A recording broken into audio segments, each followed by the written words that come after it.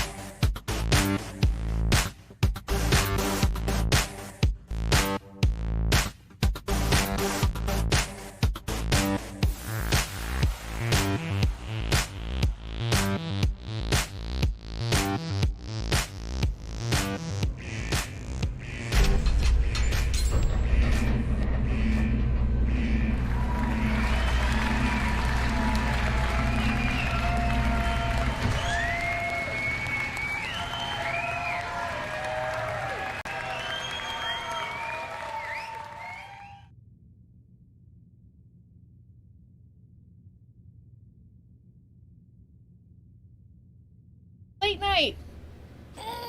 It did it. There it is. It did it. Did it Okay. do it on its own? No, I just did it now. Oh, okay. It doesn't do it. That's the only time it doesn't do it on its own. And On I its forgot to hit the own. button. Yes. So, welcome to Liberty Late Night. I'm Mary. I'm Dave. Yes. Thanks for coming in. Thanks for hanging out with us We were just tonight. excited about that new little intro. Yes, ending that's what thing. I was just raving about. Dave working on that. He did make that himself. Trevor? What's He's up, learning Adam? how to render What's up, Donnie? 3D videos and stuff. So, hi, Aaron. I've been thinking about you. How are you? What's up, Tim? Adam? How are you, Aaron? Donnie Smith, are you so excited? Oh, What's up, man. Brandon? So we are very excited today. We have Adam Kokesh on the show, and he's going to be joining us in just a few minutes to just, chat and hang out with the LLN crowd. So this is big happenings. Very exciting moment. Very exciting. So it is May 8th already, May 8th. I say already just because you've been out of work, and it's like time's seems flying, to be flying when Dave's not at but work. also taking forever. Yeah, I know. I understand. So, how's everybody feeling? I see Donnie saying, let's see, Justin Amash makes him want to puke. Is that what it is? A lot of people are having mixed feelings about him joining and running as a libertarian. I don't know who they're going to choose, who they're going to pick. Yes, your friend Adam Kokesh is on. Yeah. Hi Ray. Ray's here. Cheers to Ray. Are you drinking something, Ray? Is it tequila? I'm drinking some Guinness because I'm going back to my roots, my Irish heritage. How is everybody? Are you guys still everybody locked down? Are you wearing masks? Are you forced to wear masks? Are you defying the recommendation of wearing masks? Thanks, Ryan. Yeah. Oh, that should. And as usual, Vodka and diet. All right. Liberty Light Night is partially Yes. produced by Four Loko. They don't give us any money, but they are definitely involved in the production of the show. They should be, as well as any beer company that wants to promote their beer and send me beer to drink. I'm a fan of IPAs, but I also our like. friends are here and stuff, so I should be doing Yeah, these Dave's things. gonna do a run through and say hi to everybody that's here already. If they have a button or a bunt, Which we as need more my. buttons. Mask free.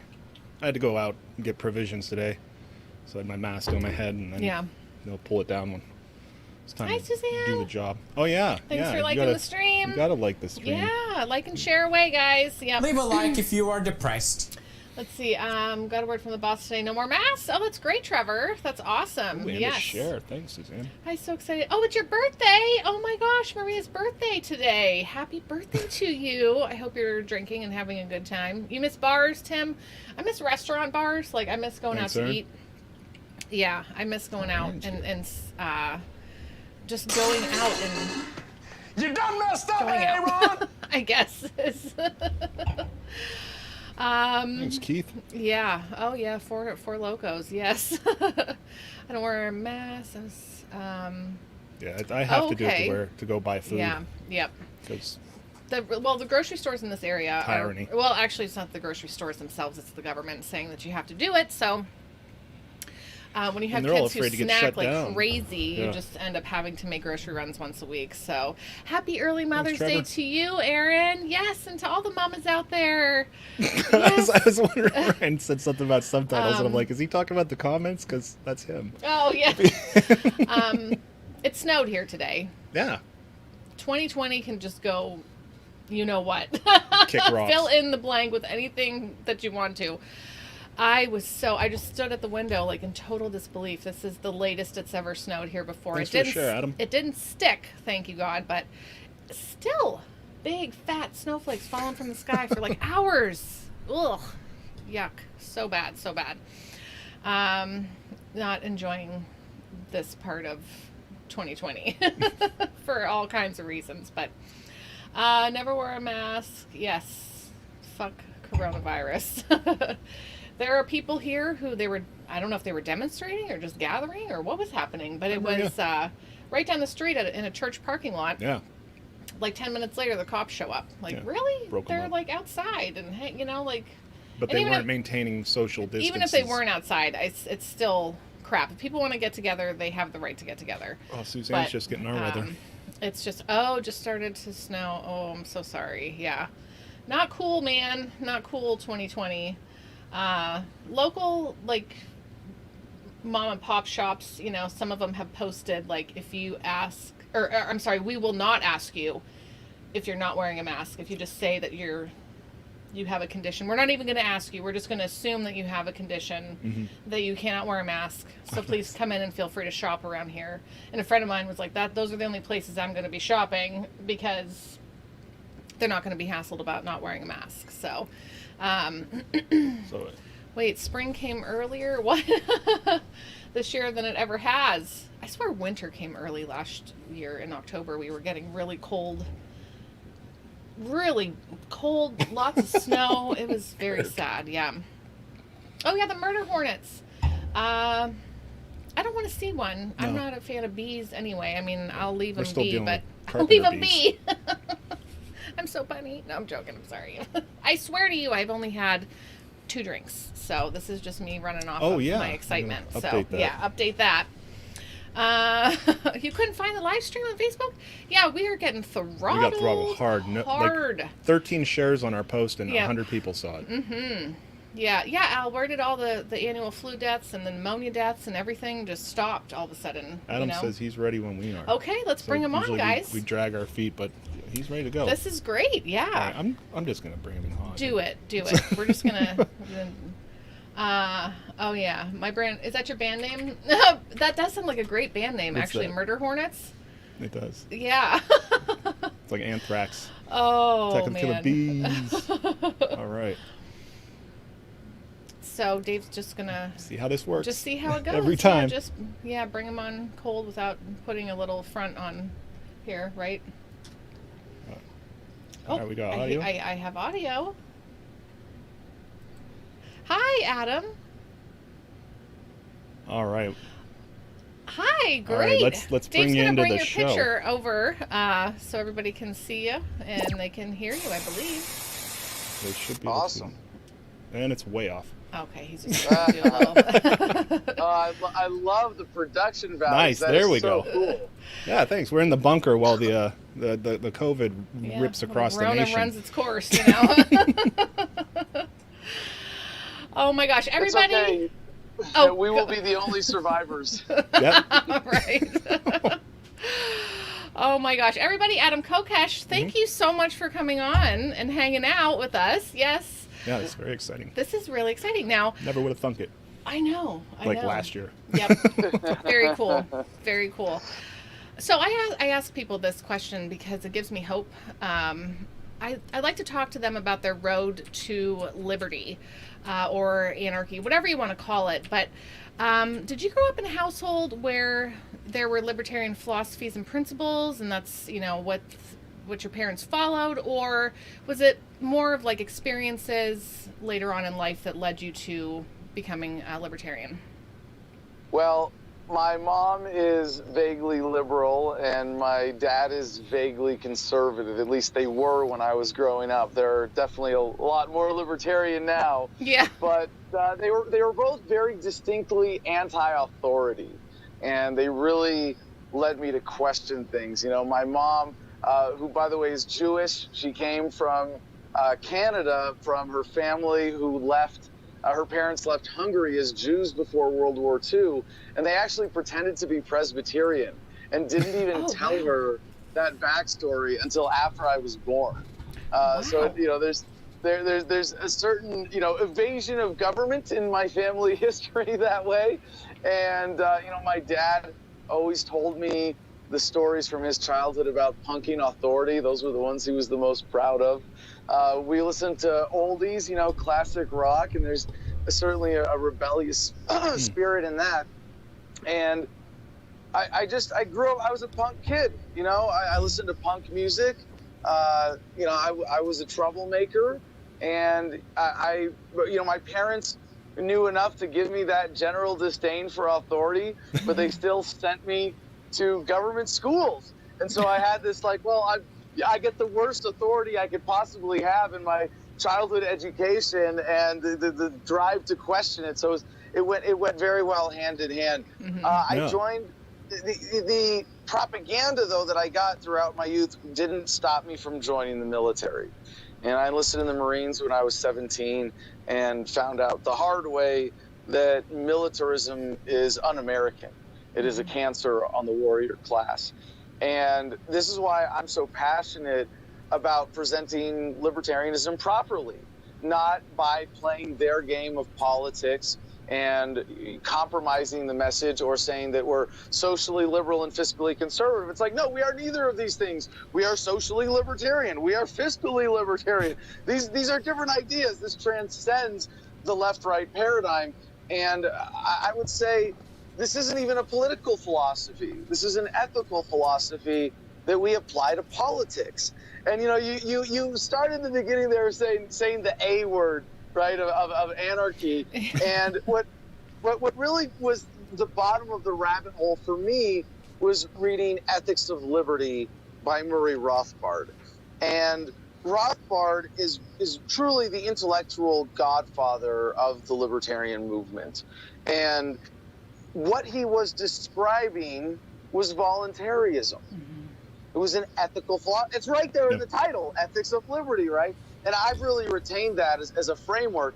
But I do have one giant bone to pick with Mr. Rothbard from Beyond the Grave, which is that he had this beautiful ethical philosophy of freedom, of a voluntary society, of universal peace and nonviolence and human harmony, respect for individual rights, respect for the divinity of humanity itself. And then he took the two worst possible words to describe what he was talking about, anarchy and capitalism, and combined them into one term guaranteed to offend everybody. It's tricky. Aside from the messaging problem, I don't like the term anarcho-capitalist or capitalism because it's not accurate in what it's describing.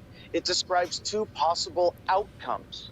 You could have anarchy, you could have a stateless society, but you could also have voluntary forms of government, right?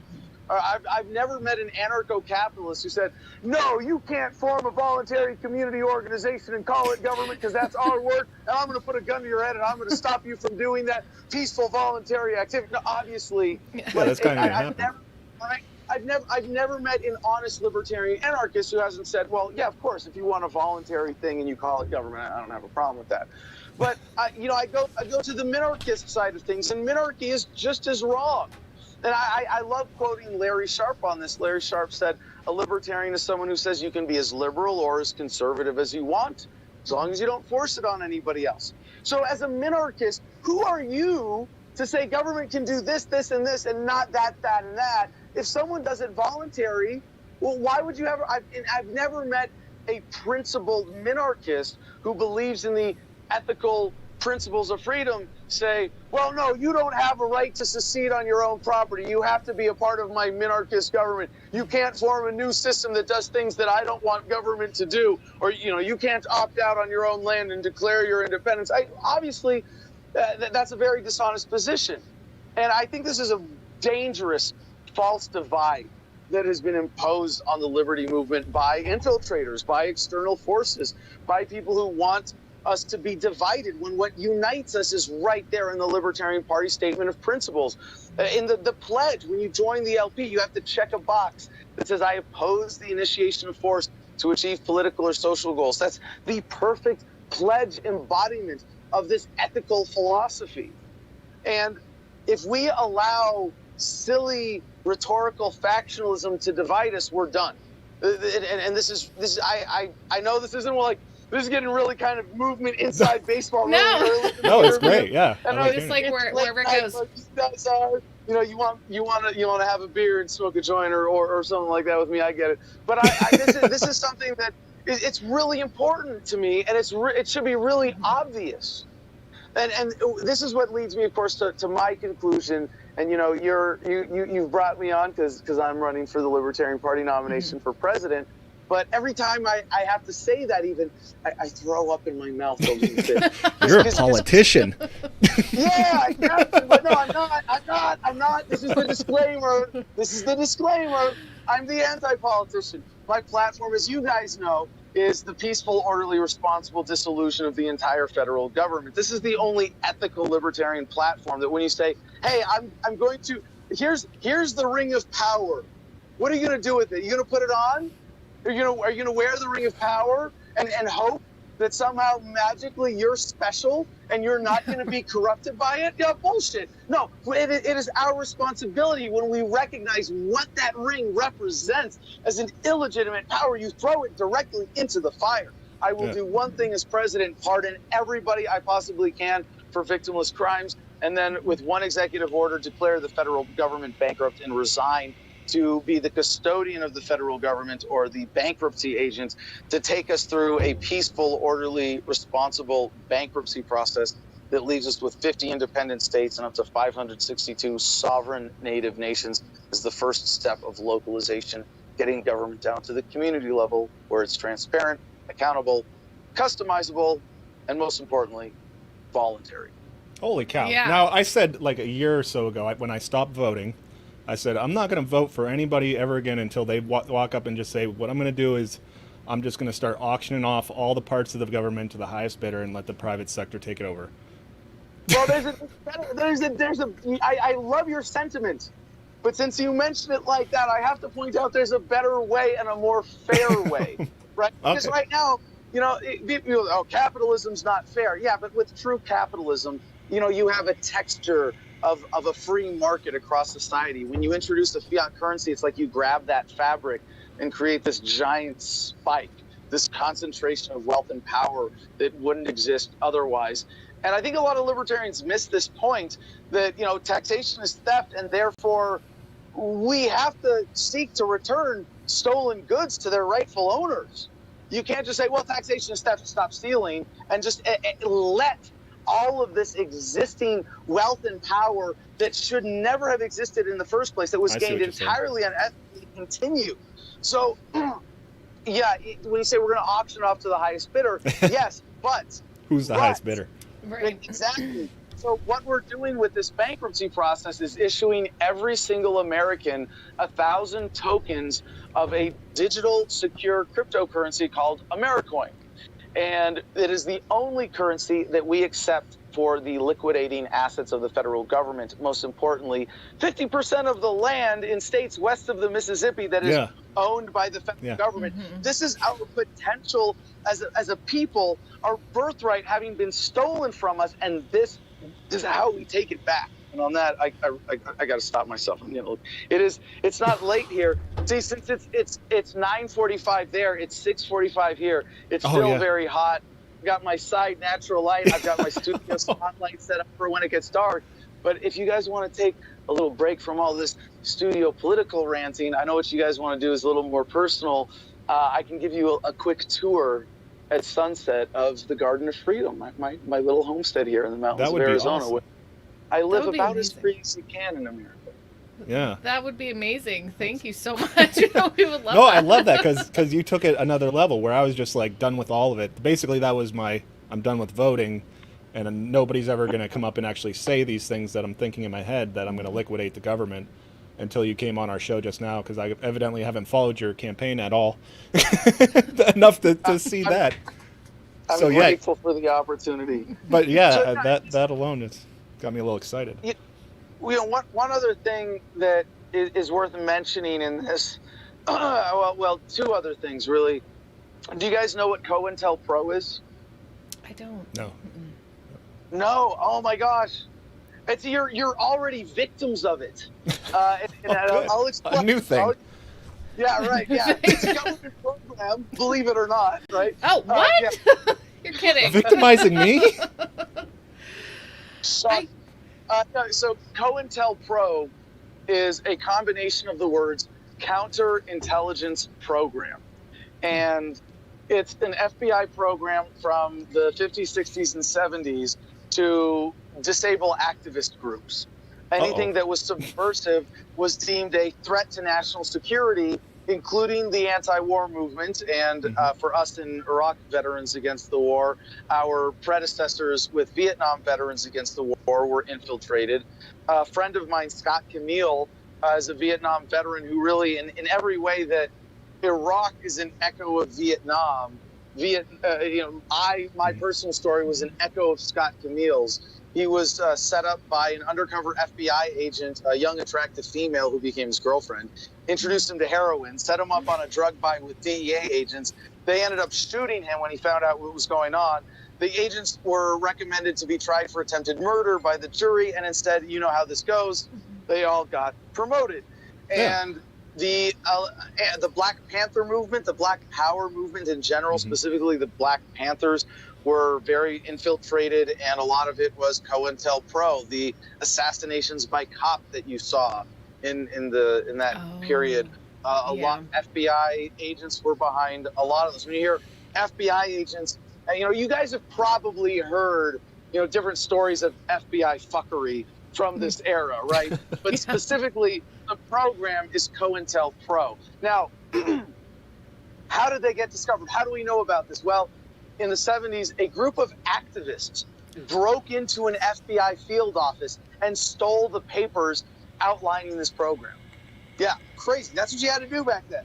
And I don't know where our American guts have gone since then in challenging authority. But I do have to hand it to the Christians and the salon owners for opening up in civil, and the surfers and the skateboarders and the paddleboarders and the mountains in the park. Every American now is some kind of civil disobedience activist, and it's beautiful. But back then, they broke into the office, they stole the papers, and released them to the media and to Congress, and actually had to fight even then just to get them reported on. And when it became an issue, Congress called the FBI on the carpet, and the FBI said, "Oh, we're so sorry. We'll never do that again." Right? Yeah. Yeah, sure. And we know that their tactics have only gotten better and harder to detect and gone online and gotten more subtle. And in all the ways that they're able to escape that, direct infiltration, I think they're able to manipulate people from the outside a little better. And I've seen this more with my experience with IVAW than I ever expected to. And it's false division. And I've seen this now in a lot of ways with the manipulations that we see around Justin Amash coming into the Libertarian Party primary. But in a bigger picture, to get to your point about, I was done, right? I'm an anarchist. I'm so libertarian. I'm an anarchist. I don't even vote, right? The most libertarian person. I would never take the statist line to say that you have a duty to vote or an obligation or anything like that, but you have an opportunity. And to say that it changes nothing is an easily falsifiable statement. If voting changed anything, they'd make it illegal. Well, governments still operate within the realm of public opinion. And when they had to give up cannabis prohibition in order to maintain their racket, they said, okay, well, we'll have referenda. Well, we'll let you vote on just this one little piece. And, if you ask really nicely and persistently, we'll let you smoke weed. And I think it's planned because, stoners are less likely to fight back.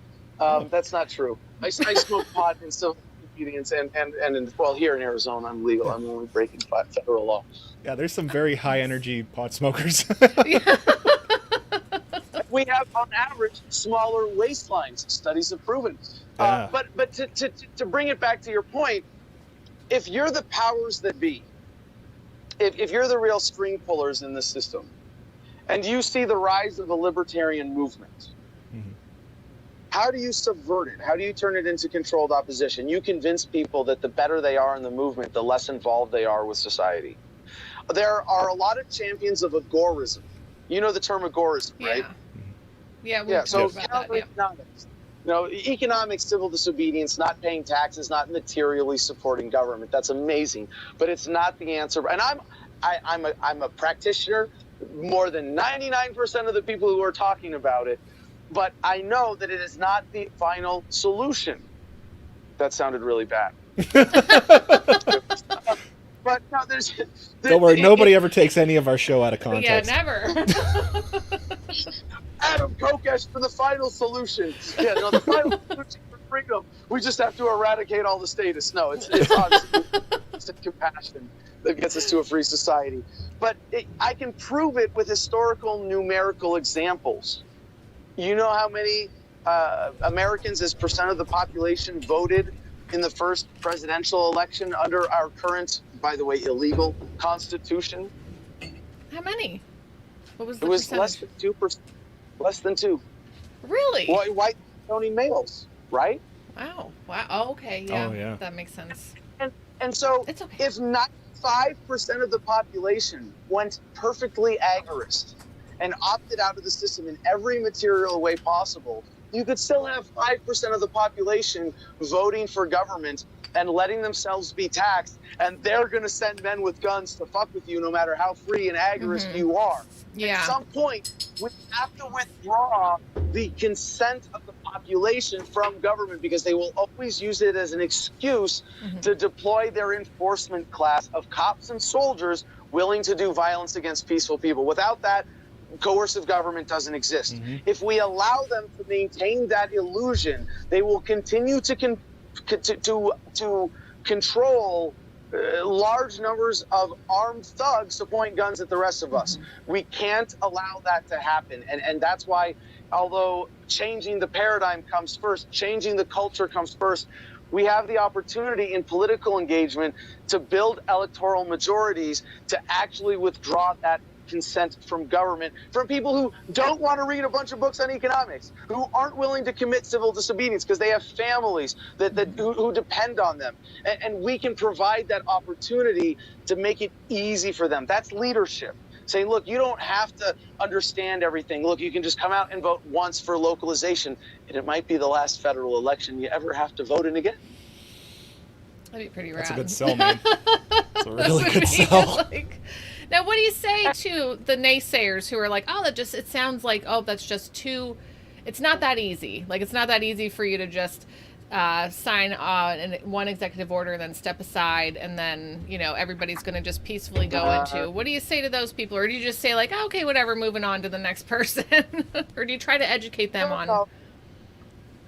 Well, it's funny. I get that objection from people who are politically engaged, usually libertarians who have a different strategic route that they've committed to. And that's really unfortunate, because I was committed to the wrong strategy for a long time before I hit on localization as the best way to communicate libertarianism through practical policy that applies our principles to immediately improve everyone's lives. Sometimes I'm asked the question in the form of, is your platform constitutional? And my answer is, heck no, it's not. That's kind of the point. When was the last time we had a constitutional president anyway? By the way, like I said, the Constitution itself is illegal. It was illegally ratified, displacing the Articles of Confederation, which were requiring unanimous consent for any change. It created a new central government that endorsed slavery, a standing army, taxation, intellectual property, taxation, all these things, a central bank that the founders were against. The framers were counter-revolutionaries. They led a coup against the new independent, freedom, embracing colonies of America that were united only under the Articles of Confederation. So when someone says you can't do this because it's unconstitutional, they're saying that, yeah, we're going to allow words on paper written hundreds of years ago dictate our behavior today, when I am appealing not to the illegal Constitution, but to the higher authority known as the Declaration of Independence, which says we have not only a right but a duty to alter and abolish systems of government that no longer serve us. And when the American people decide that we have had enough, we're not going to let this thing run roughshod over our lives forever. We are not going to allow a violent collapse. We are going to have a peaceful transition. Then no asshole in a suit in Washington, D.C. is going to stand in our way. Because when you say that I can't do this, what you're really saying is that the American people can't do this. And that's fucking bullshit. Whatever we put our minds to, we are capable of. When a significant number of the American people, and I suggest through what I'm doing that we do this by a national electoral majority. And we say when we have the general consensus of the public to say we're going to dismantle this thing. We don't need this violent, unethical, counterproductive institution anymore. We can do better. We're going to do it. I have no doubt that the American people, when we set our minds to this, when we say we will be free, we're not going to put up with this bullshit. We will have our way. We fought a war for our independence once. I don't think it's going to come to that now. And I would always choose peaceful over violent revolutions for many reasons. But yeah, we can do this. And the other thing I would say that is really a handicap on the freedom movement is that we have people who identify as, I'm so libertarian, I'm anarchist, that they won't run for office on principle. But the voting is not violence. If you say voting is violence, you don't understand the non-aggression principle, right? But even if you think all of my electoral points are irrelevant and all you want to do is change the culture, well, guess what? We don't have libertarians running in most races in America. You are being stolen from in the form of taxes to make government relevant and to pay for these elections. It's a free fucking soapbox. Get up and stand on it and talk to people who you never would be able to otherwise. For all these people saying, like, I'm going to sit in my living room and I'm going to be a keyboard warrior. I'm going to talk to people on the internet. No, you're never going to reach people who we need to reach by any strategic evaluation. We need to reach people who don't agree with us. The best way to do that is to run for office as a libertarian and take advantage of the free platform. Yeah, I see people who do that, and then, like you said, the people who refuse to do something like that. You know, they go. It's kind of divided. Yeah, we kind of encourage them both. I can see both sides. Yeah, I can. But yeah, people who still can do that. We've been way too jaded to actually, since Ron Paul days, to actually. You hung we used out to with Ron sign Paul? wave and stuff. Yeah. We used to do all that, and then we watched how he got done, and Roxy's it took us a few standing years to clapping. even do anything. Well, some people are saying that's what's happening to me in the Libertarian Party now, especially with the Mosh jumping in and some of the manipulation we've seen around that. And I don't want to, disparage any organizers by name because, as I always say, never ascribe to conspiracy what can be adequately explained by incompetence. And we are an organization of volunteers. To expect a perfect standard of professionalism isn't realistic, but also to expect that the party doesn't have infiltrators again, as we've had in the past, that's also extremely unrealistic.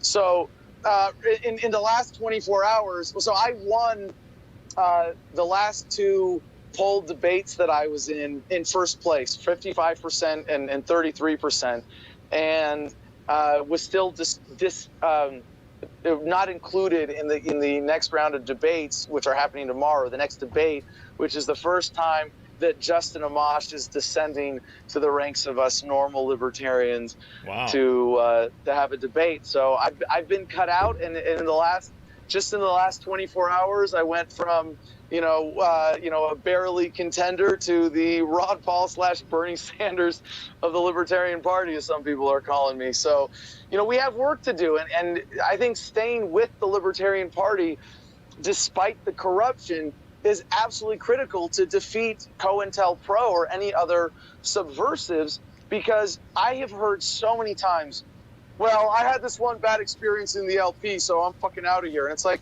so all I have to do to get you out of your preferred activist organization is send in one asshole who's going to give you a bad experience? I have yet to hear a single complaint about the Libertarian Party that could not be solved, not just addressed, solved by the person complaining showing up and doing something about it. Even if you didn't like the presidential nominee, guess what? Gary Johnson didn't even win on the first ballot in 2016. He barely won on the second ballot, 50-something votes. Oh, wow. One volunteer for Austin Peterson, John McAfee, or Darryl Perry could have swung that the other way. And in the LP, it's the first to 50%. So we were chanting on the floor, McAfee, Peterson, Perry, anybody but Gary in 2016, and Gary still won. And I if you guys really want to get into the inside baseball, there's so much, it's backstory to this. But, Amash is coming in. He's got a lot of support.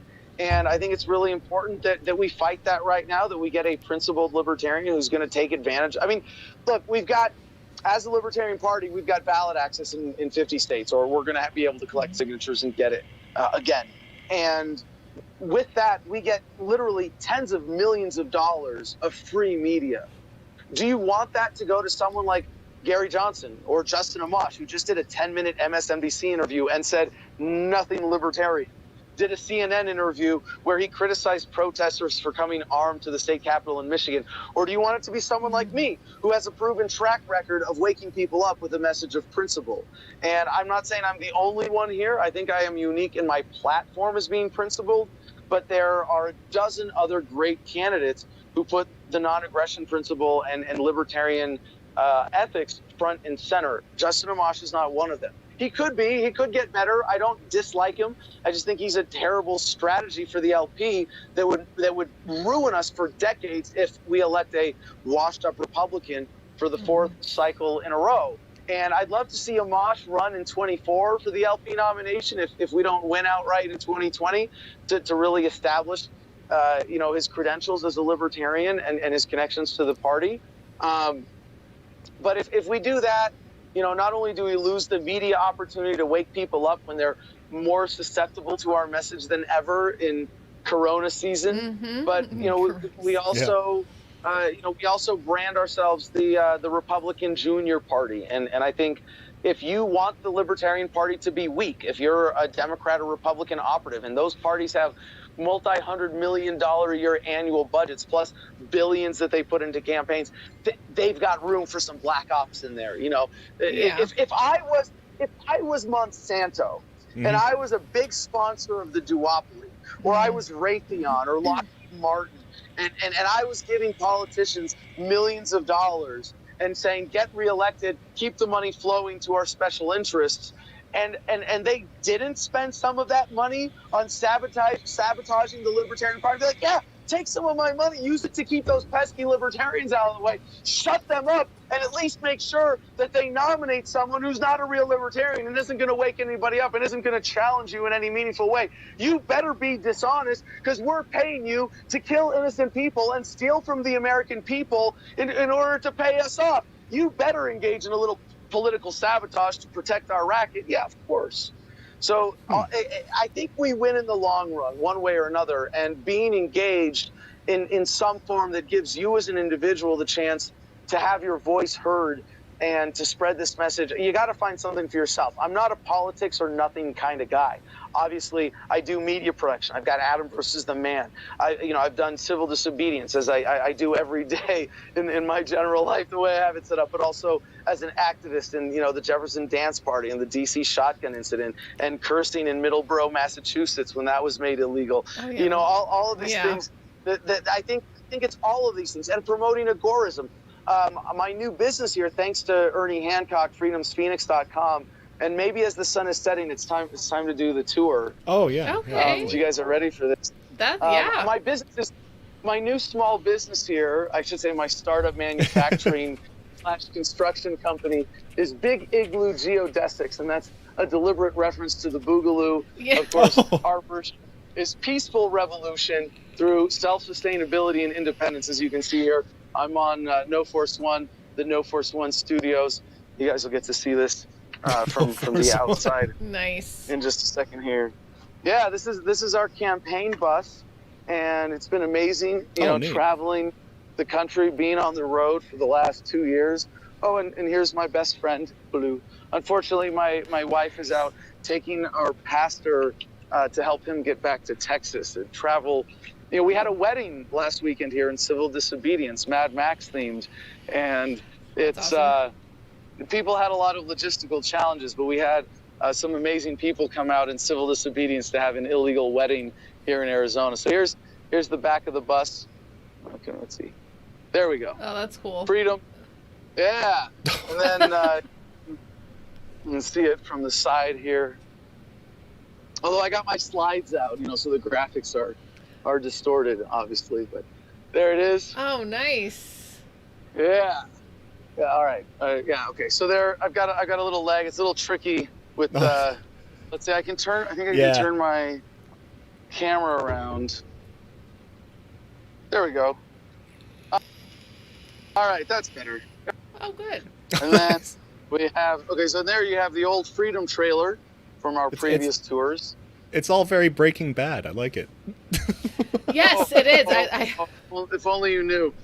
So there we have my tire pile, my collection of tires for building Earthship style buildings. And Very there we cool. have another beautiful Arizona sunset in the making happening right now. So this is my dream 1-bedroom house with a geodesic dome on a tire wall frame. And it's a 28-foot diameter dome. This is for a passive solar mass building that will require no heating or cooling bills. We've got some friends of mine walking around shirtless here at the garden. I don't know if we got that on camera. Peter Yeeple of Can of We Talk 420.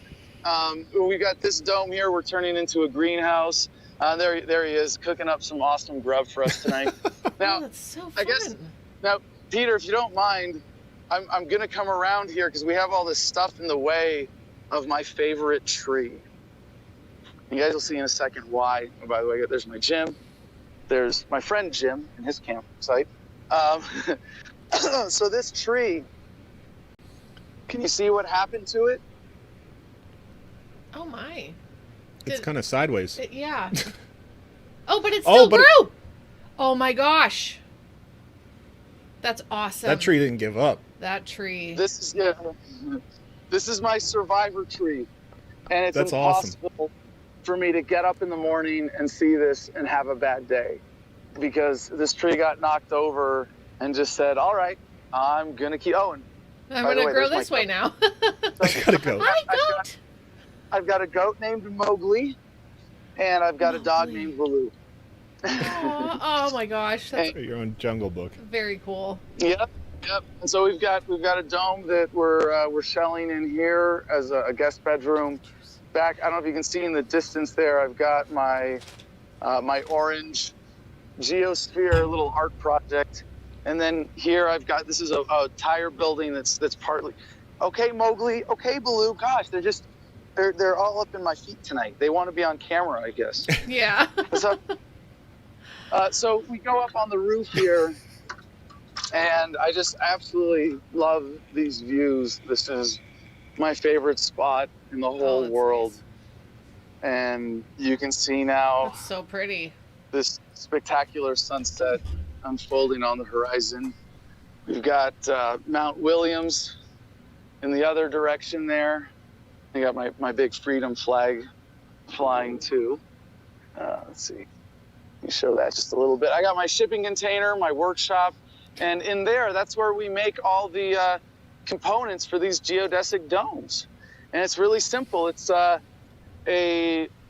chop saw on a specially designed table to cut all the struts, and then a stamp press that flattens and punches the ends.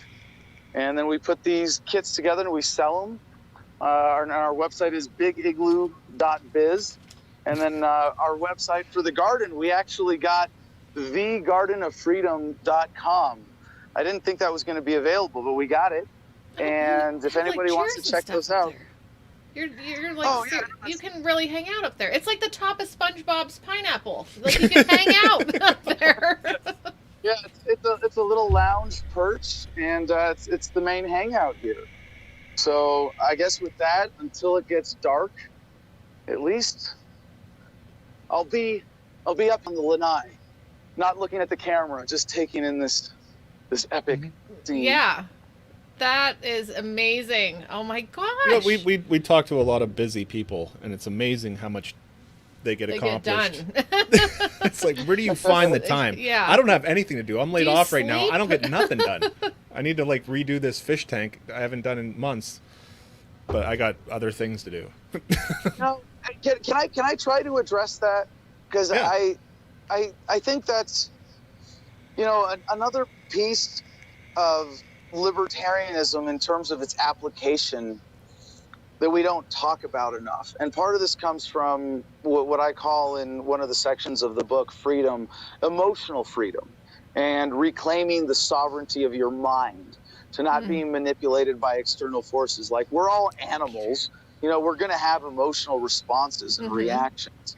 But because we are conscious human beings, our response to the reaction is our choice. Something might happen that makes you angry, but as soon as you acknowledge what happened, staying angry is a choice.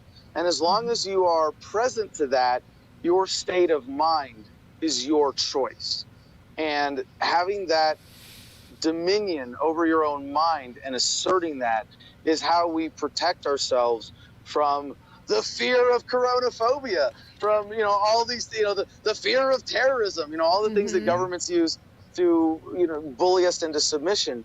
And so I think it's really important to give that to people and include that in our message to say, look, if you embrace this worldview, it really immediately can make your life better in a very deep and significant, meaningful way. But to the accomplishment of people call me a workaholic, and it's like I don't feel like that. I love what I do, and I think when you have that emotional freedom, when you have that emotional freedom in a longer term timeline, at least, you cannot help but develop a sense of purpose in your life and have confidence in that. And when that happens, all of your free brain space is directed to, how do I serve my purpose? How do I take care of my vehicle, my body? First and foremost, put on your own oxygen mask first. But for me, it's fighting injustice as an activist. And my one hobby, I call it my one hobby outside of politics and activism, is really homesteading and off-grid living and alternative construction. But it's not separated from my sense of purpose. It's kind of the bridge between what I want to do for myself, what I want to achieve, what I want to build for my home, my homestead, my personal businesses, for my family, a place to raise kids.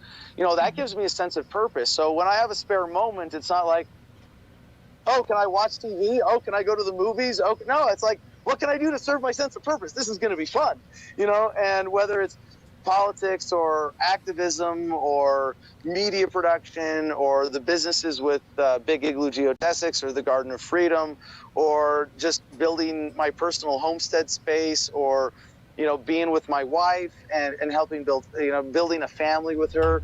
It's that purpose-driven life that anybody can embrace, and I want everybody to have that. I hope that helps you, at least a little perspective, understand at least off the top of my head, how it works for me.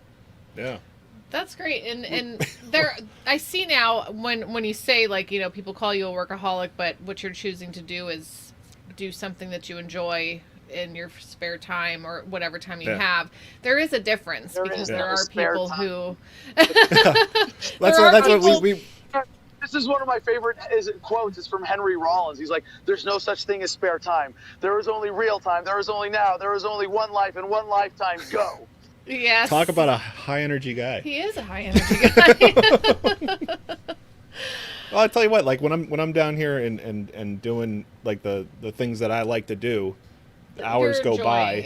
Yeah. And I'm working, but I have my kid coming down here. Can you stop and hang out with me, please? He's laid off of work right now, and he's doing tutorials with the Blender program to learn how to 3D render things, and he loves that kind of stuff. So for him, he's using this time off to do learn a whole new thing. Yeah. And I'm always at home anyway. I homeschool the kids, so not much has changed here for us. So. God's work. Right. Yes. I do feel like it is. We had our first child. He's almost 11, and I think when he turned 1, I was already panicking about where we. I don't want to send him to school. And so we had time to talk and think and pray, and we were led to homeschool. And I caught part of your show today on YouTube. You were live, and you were talking about Quebec going back to opening their schools, and like the rules, the restrictions, the limits, the children, no lockers, you have to sit at your desk and eat your lunch. It's like they're going to glue the kids to the seat for 8 hours and then let them go. Yeah. And it hurt my heart to think about it, because it hurts my heart anyway, just to think about, how kids are treated at school sometimes. And you have to sit down, and you have to ask to go get a drink, or you have to ask to go to the bathroom, kind of thing. As a homeschooler, I don't judge anybody for sending their kids to school. We were blessed to have a situation where we could do it. Our situation allows for me to be home with them, but boy, it seems like it's going to get a lot worse. I think it's waking a lot of people up to that. It doesn't need to be that way. We don't need these brick and mortar buildings to indoctrinate our children. Oh gosh. We can do it ourselves at home. It's funny that this is like one of those giant silver linings in the coronaphobia crisis. You know, it's funny. I've described it as this. It's a crisis of fear, and maybe it was, or it was a fear-induced crisis. But what is the crisis? It's a forced unemployment crisis. You go, shit, yeah, that's the crisis. It's forced unemployment. 15% now. That's the crisis. Oh, it's yeah. I mean, you know the numbers. That's the number always, I saw today. Yeah, yeah. No, the real number is something way higher. But yeah, so the big silver lining is that we're getting past. Excuse me, man. My voice is cracking. I need to go back inside of my water. I gotta say happy birthday, Jerry Tree. Sorry, if you see us pointing or doing any of these kind of things, we it's interact the with the comments so a lot. Don't think we're having like.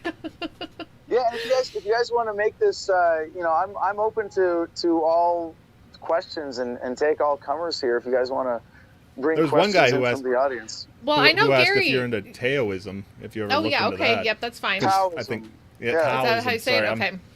I'm okay. I don't know what. I don't even really know what that is. So, and I'm okay saying that. I like to learn. Yeah, it's a philosophy that some people think of as related to Buddhism, and spiritually, if anything, I consider myself a pantheist pantheist Buddhist, and pantheism is you know, obviously atheism is a no God, pantheism as an all God, and that the divinity of the universe is pervasive through all matter, that there is a fundamental vibration of love and the spirit that unifies everything in existence. And in many of my philosophical understandings of the application of this, you know, I get from my study of Buddhism, but it's really more an attitude, I think, of open source spirituality. A lot of people who say, I'm not religious, but I'm spiritual, it's like, that's an excuse to not be religious and make people think you're still a good person. Like, you know, and there is, you know, I take pride in the fact that I am, you know, relatively conscious in my spirituality and my understanding of, you know those bigger issues. Yeah. So yeah, I'm not like an expert in any of this. You know, I could also apply the label Wiccan, you know, or pagan in, you know, a lot of what I like in the traditions of relating to nature. But really, open source spirituality, self-guided, is most important to me. So I would say, you know, my main influences are pantheism and Buddhism, and, you know, a little bit of Taoism and Wiccan and paganism mixed in. And, you know, I'm not a buffet Christian. I'm a buffet spiritualist. There you go. Yeah. And I'm glad that you're sharing, you know, all of this, you know, with us. I enjoy hearing, you know, where people are, you know, in their journey. And I know, was it Jamie who wanted to know about the debates for tomorrow? He wants to be able to watch them. Do you know how somebody can watch those debates? Yep, it is Libertarian Party of Kentucky, lpky.org. They should have some link on their website, but I'm not in. Well, there are two debates tomorrow, actually. And the big one with Justin Amash, I've been excluded from despite winning their last two polls that I was in. So there's some fishiness. They're going to put out a statement. We'll see how it comes out. Like I said, I'll name them now since you asked. Yes, it was the Libertarian Party of Kentucky. I've been talking about it publicly. So they are hosting the debate with Amash tomorrow, and the Libertarian Party of Missouri is hosting the one with me. So you can tune into both of those tomorrow afternoon, evening, and would greatly appreciate everybody coming out and voting in this voluntary system of expressing your preference for who you want to see, you know, carry on to the next phases of this primary and be included in the rest of the debates. How has the corona fear, you know, and all that affected your campaigning and debating and being out there with people? I'm sure this is something new to everybody, you know. It's very weird. You're not to watch. allowed to go talk to people now. it's all Zoom meetings now. Yeah. So how has that affected Zoom what you're politics. you're trying to do? Yeah, the world got weird really fast, didn't it? Really It's fast. Like, yeah, everything got squishy. Everything got strange. Squishy. It is very weird. It's a Being in squishy public. reality. It's a squishy social reality that we're in right now. And you know, I really the real victims of this are the people who are in a state of absolute forced unemployment. And what government is doing with the bailouts is exacerbating that, preventing the reallocation of economic resources to meet the new shifted needs and get people back to work as fast as possible by actually supplying goods and services that the market demands, as opposed to paying them to not work. So, you know, while my heart goes out certainly to all the servers and bartenders and strippers and everybody else who shut down, I think it's worth pointing out that we gotta, you know, say a little prayer for the pants industry, because everybody can go to work dressed up from the waist up now. Nobody needs to buy pants anymore. Nobody needs to buy pants.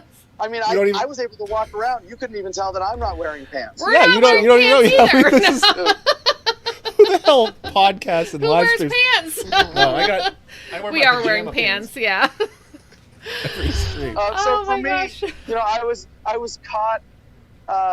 You know, we were in Peoria, Illinois, for their Libertarian State Convention on a Friday, and then we're supposed to go to Michigan on Saturday, and they canceled their in-person convention. We went anyway, and we kind of got stuck in Detroit. And like, yeah, Detroit's a fun city, you know. Yeah. It's a nice place. It's a nice place to visit, but I wouldn't want to live there. It's we have very a lot exciting. of good friends in Detroit. Yeah, it's a high adrenaline city. For a lot of reasons. But yeah, we were going to go to New York, and already right away we were like, oh shit, we might get stuck in New York if we go to New York. I was supposed to do an interview with Milo Yiannopoulos, and it would have been, you know, a pretty big one for me. And he wouldn't go remote, so we decided to skip it and go to Texas and think we could kind of wait things out there until at least the Texas State Convention. But then the serious lockdown started, and it was we did a little civil disobedience coronavirus bug out tour from Texas to Colorado to California to Nevada and home to Arizona. And it's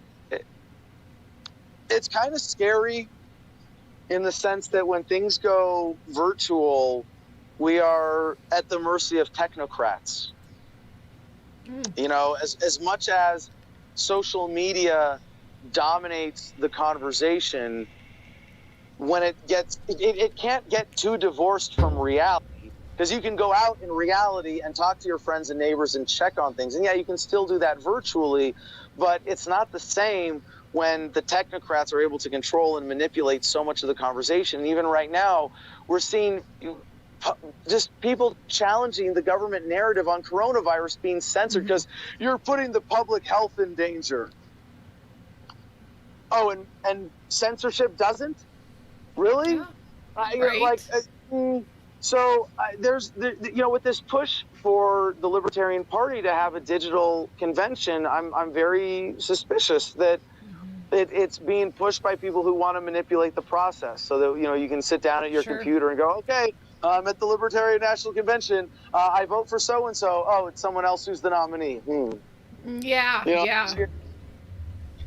So there's a certain vulnerability, but you know, I'm enjoying being home. You know, and you know, I get to wake up here instead of in a random parking lot, or you know, at the. I miss the gym more than anything. You know, and we used to go just like, you know, going from state to state, we just go park overnight in the parking lot at an Anytime Fitness. And it's great to see there's some franchise owners with Anytime Fitness, at least in Texas, opening in civil disobedience now. Very cool to see. Nice, yeah. But yeah, we used to shower. You know, I'd go to the gym to work out and shower and everything. And then it was like, oh shit, now we got to do everything on the bus and we can't work out, like at least the way we wanted to.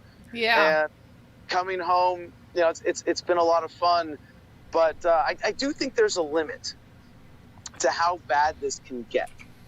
The worst they can really do is bully us into hazmat suit world. Oh. No, I don't want God, to do no. that. I think people will stand up at that point. Well, I hope. I wouldn't be too sure. I'm normally the one being very optimistic, but already they've partially bullied us into face mask world, right? Where like to go into government buildings and a lot of stores, you got to wear a face mask. What if the virus mutates and there's a new strain? You know, and there already is, because that's what viruses do. This is like the natural course of any flu-like virus, and they generally get less harmful over time. this could be used as the excuse to just keep ratcheting things up. It's not that this is the new normal. It's that things getting worse under virus threats are the new normal.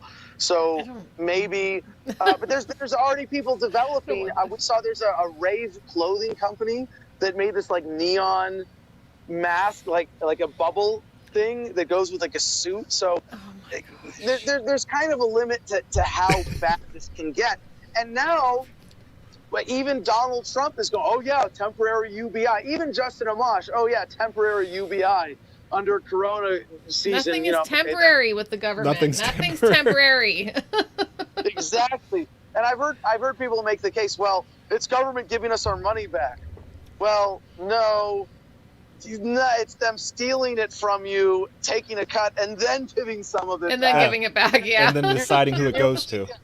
If we really cared about economic relief for coronavirus, it would be stop the taxation, not this convoluted, we're going to give you $1,200. Like, do you trust the government even to institute a new welfare program like this with any kind of fairness or effectiveness or timeliness or efficiency? No, of course not. No. It's going to be rampant fraud, and it's going to make things worse in the long run. But, and here's where I'm with you on the optimism.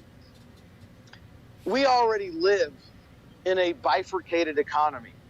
There's the black market and the white market, right? And I might say it's not really a white market, it's the red market, it's the violent market, And the black market is the peaceful market, the people escaping that. Of course, there's plenty of violence associated with that because of government prohibition, I understand. But if they start giving every American $2,000 a month who isn't, and the proposal today from the news was anybody making $120,000 or less per month is going to get a $2,000 monthly check, $4,000 for a couple, up to $2,000 for each of up to 3 kids. So you guys Kind of like in this socialism. So you guys, if you're a couple with 3 kids, guess what? You're now making $10,000 a month. No. That sounds super terrible and awesome at the same time. That's equal to the threshold of $120,000 a year. If you make $120,000 a year and you don't get this kickback, you get taxed. You will make less than someone on welfare who you are subsidizing. And what this is going to do, this is going to lead to a dollar collapse. At very least, it's going to lead to a ton of people. And the reason I say that is not just the runaway inflation that is likely to come out of this, because they can probably engineer their way out of that. But what they won't be able to engineer their way out of is if they create this incentive system, they won't be able to avoid the huge incentive for people working under the table.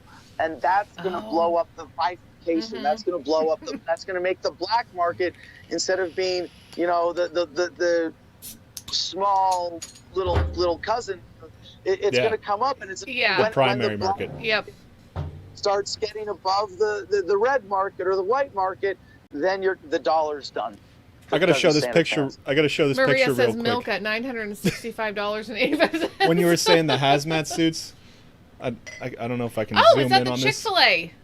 this. Is that Chick-fil-A? I think it's at Chick-fil-A. They got people in that looks like what they like wear their in the own rain. little private boxes.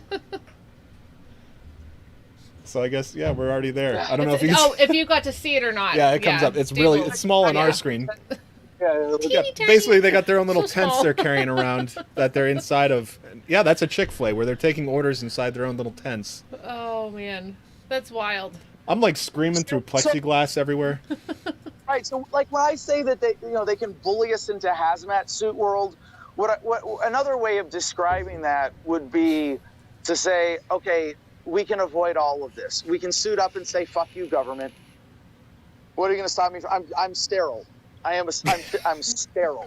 Running around in my own gerbil cage, like ball. I don't mean sterile like, my balls don't work. I mean sterile like, look, I'm literally, You don't have the COVID.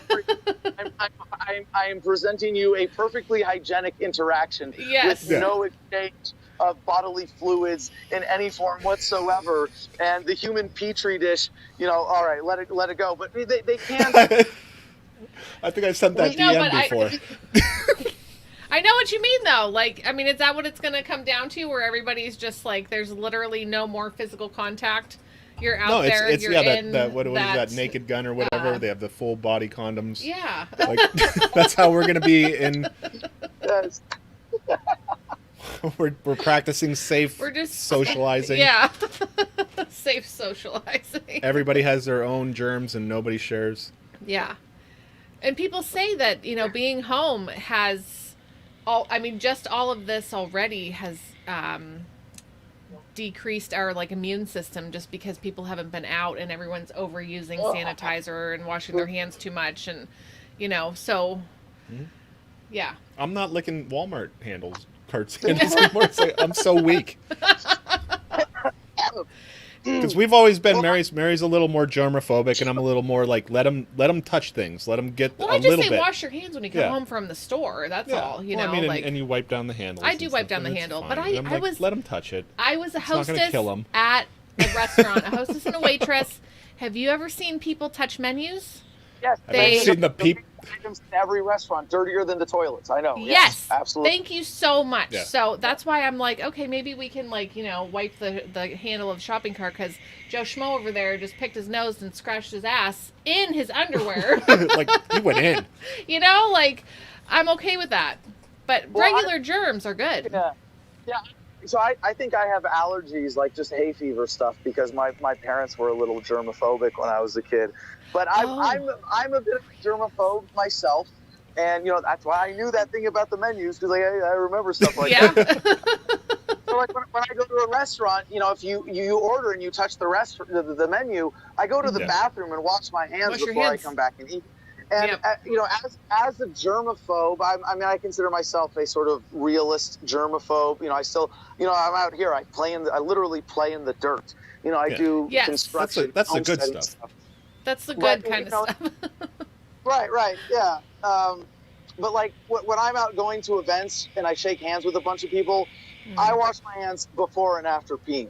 You take a shower, to get a little graphic here on how this works.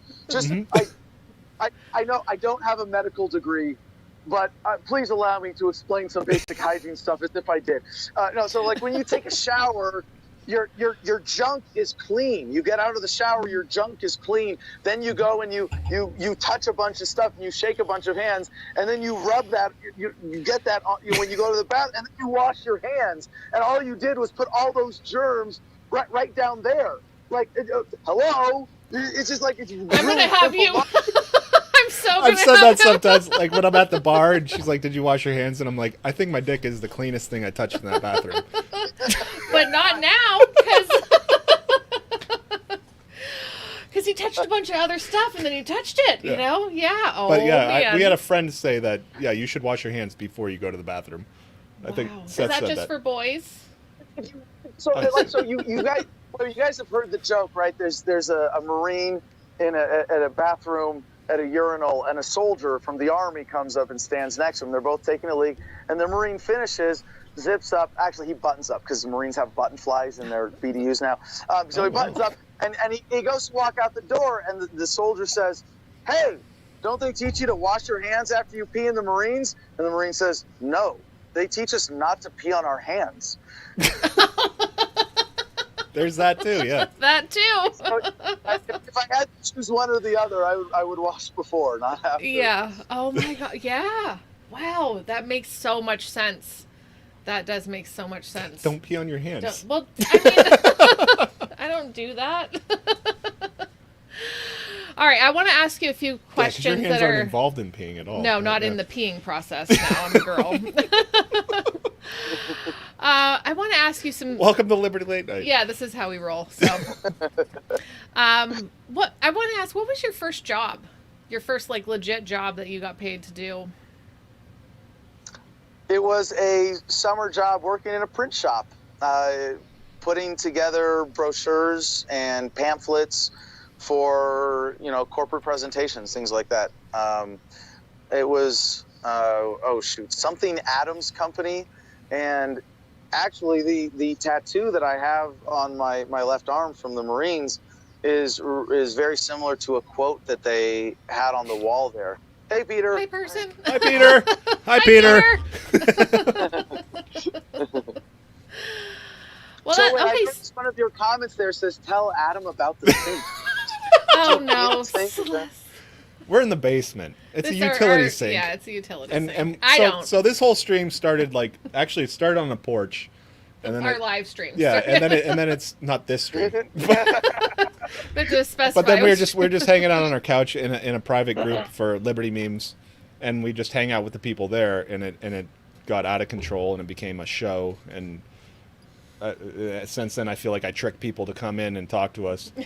But the thing with but when we had the office upstairs, the bathroom Yeah. was close to the It was office, right there, and someone yeah. was like, "I can hear him peeing. He's peeing in the sink," and I'm like, "He's not peeing in the sink." But it became a joke, and so when we moved our studio to the basement, the utility sink is right over there, and so Dave utilizes that, I'm but not I going still all go the upstairs. Just don't pee on my hands. Yeah. Yeah. I want to point out something else.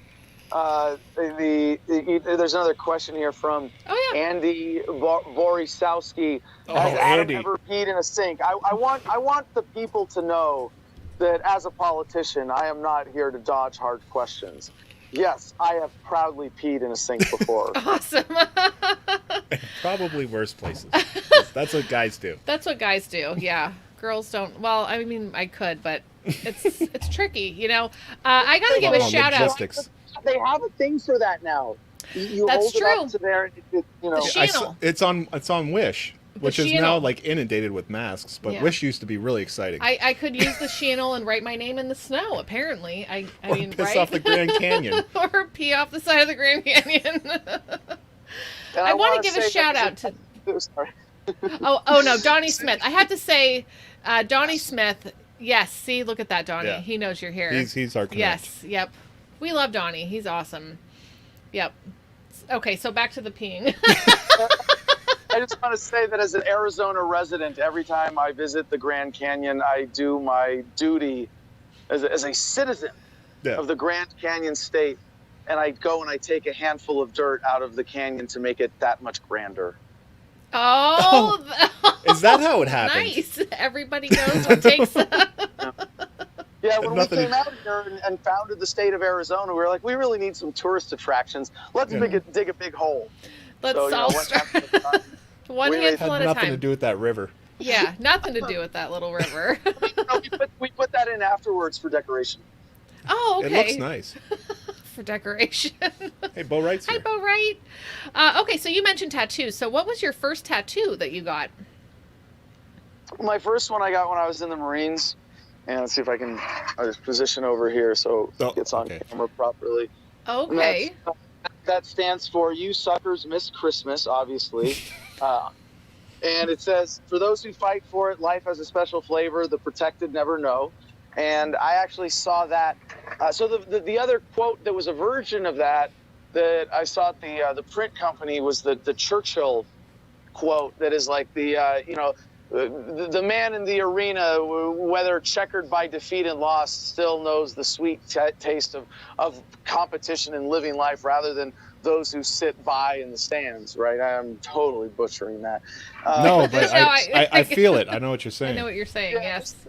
This saying I got from a mural at Camp Pendleton when I went there at age 14 for Devil Pups, and it was allegedly written by an anonymous Marine who died in Vietnam after writing it on a sea rations box.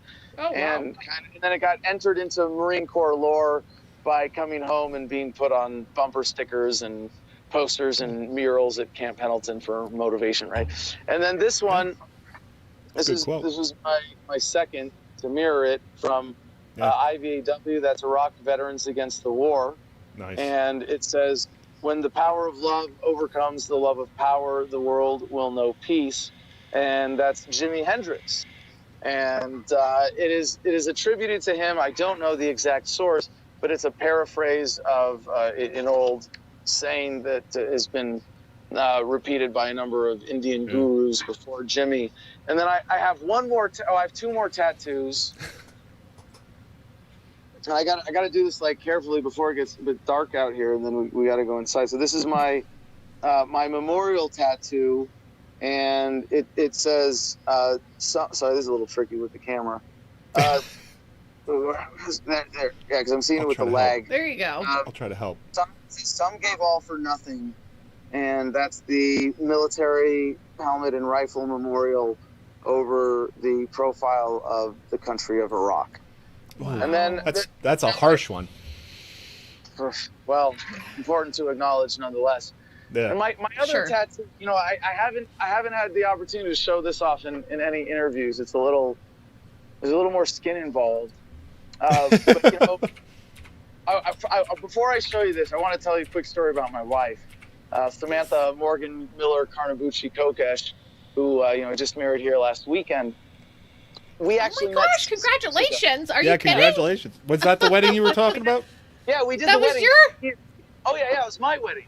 Yeah. Oh shit! Nice. Congratulations! Sorry. I didn't mean to leave that part out. So we were dating other people when we met 6 years ago, and she was dating my printer, and so she got the audio book almost before anybody else, and she was totally apolitical beforehand. She read it and said, "Wow, that's it. I love this. This is what I'm all about." And she got the freedom logo that I showed you on the flag here. It's the cover of the book. She got it tattooed across the back of her neck. And so I'm an author for the first time in my life, my first self-published book. And someone got a tattoo. Logo, and right away, someone got it tattooed. And I've had a lot of fans get it tattooed since then. So I think like the 5th or 6th. And the way it happened for me was that I had a fan who read the book who was a tattoo artist. And he said, "I'll give you a day of tattooing for free." And I'm like, wow, well, you can lay a lot of ink in 24 hours. Yeah. Well, there's really only one tattoo I have in mind right now. So get ready, because it's going to be a long day. So we'll see if this works on camera here. I'll do what I can.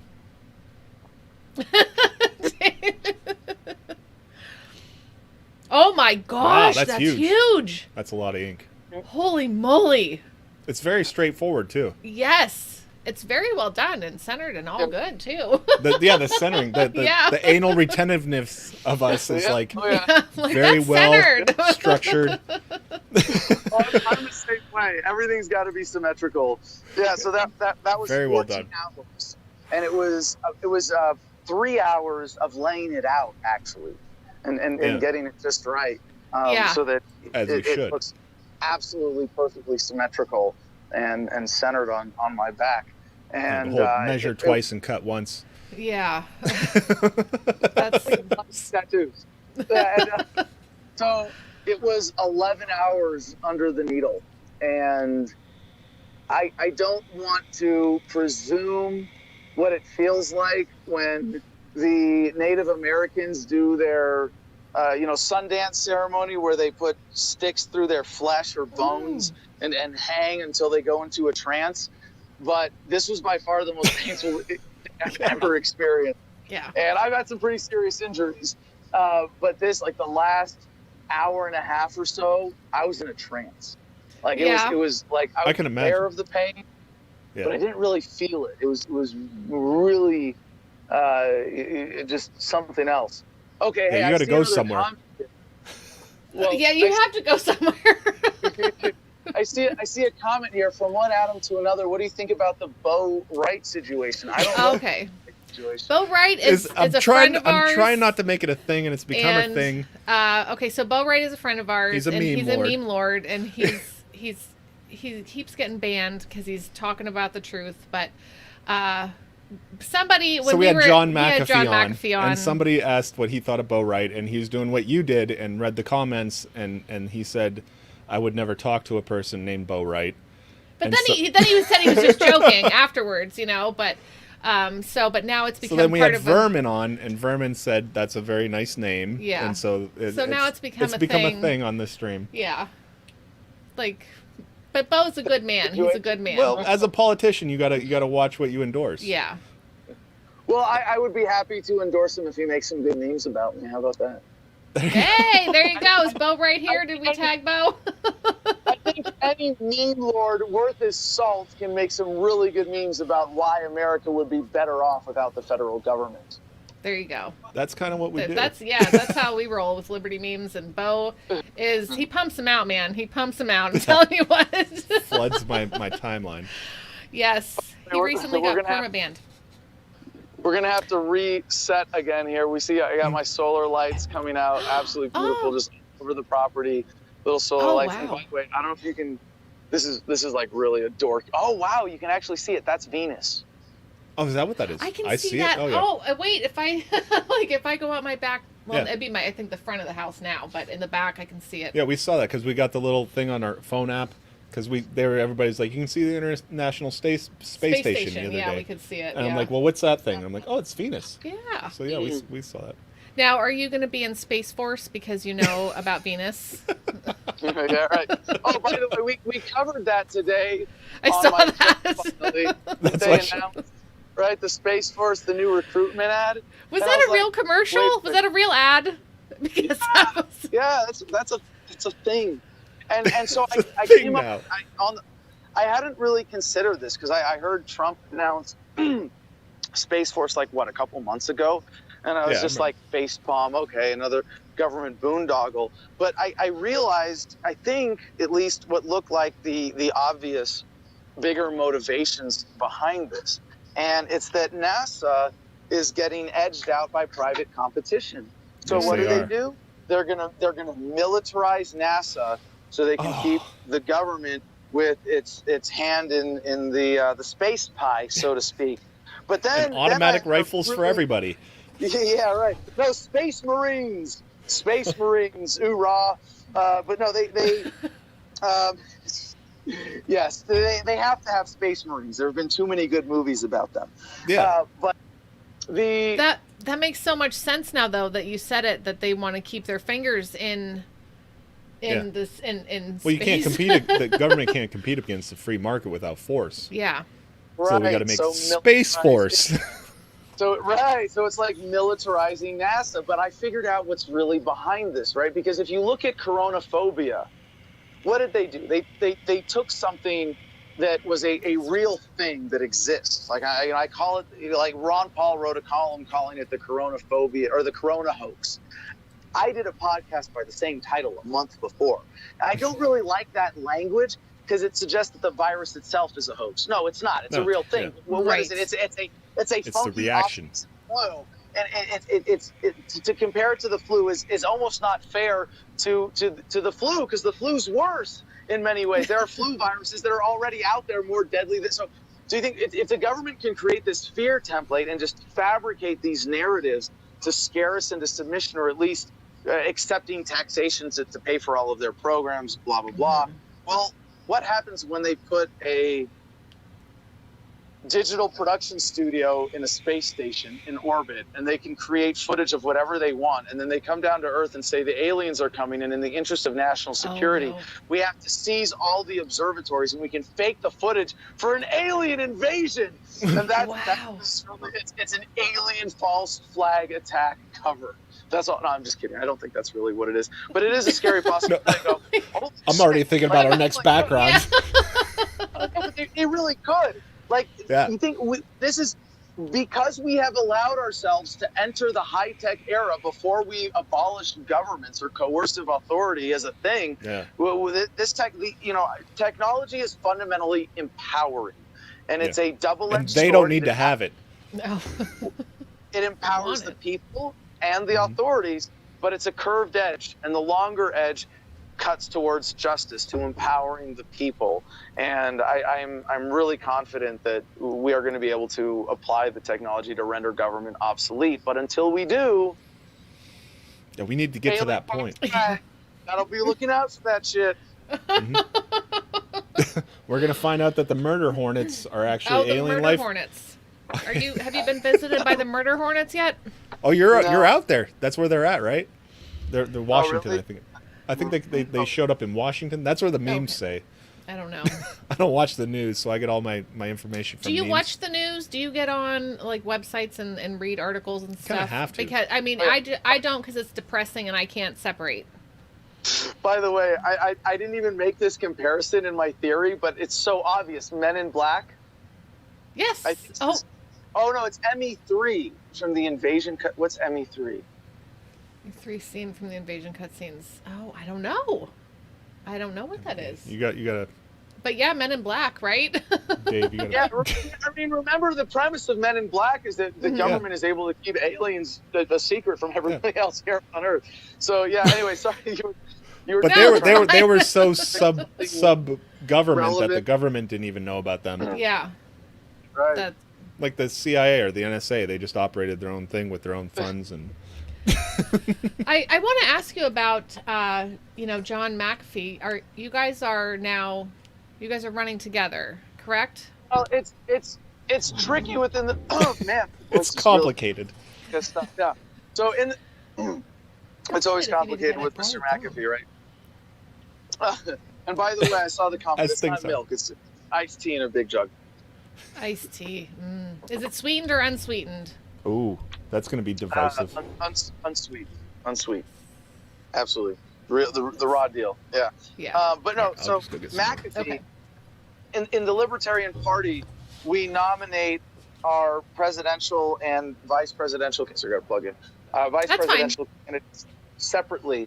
So what we have done is team up ideologically and ask the Libertarian Party to nominate us together as running mates and say that we'd like to work together. And Okay. so he has endorsed my platform. And I don't ask for endorsements personally because my campaign is really not about me. It's about this line in the sand. And if you go to kokeshforpresident.com, you go to the endorsements page, it's a really beautiful statement, I think, where it says, look, I'm not asking you to endorse me. I'm not running because I'm the best person for the job. I'm running because I'm the one drawing this line in the sand about the federal government. And so McAfee endorsed that platform, and I endorsed him for vice president. And that's the sort of way of teaming up. One that gives us both flexibility because things are going to be crazy, and with this convention, maybe online, maybe in person, and him in a sort of civil disobedience exile as a tax evader and hiding in Eastern Europe. Who knows what he's going to be able to do virtually or in person?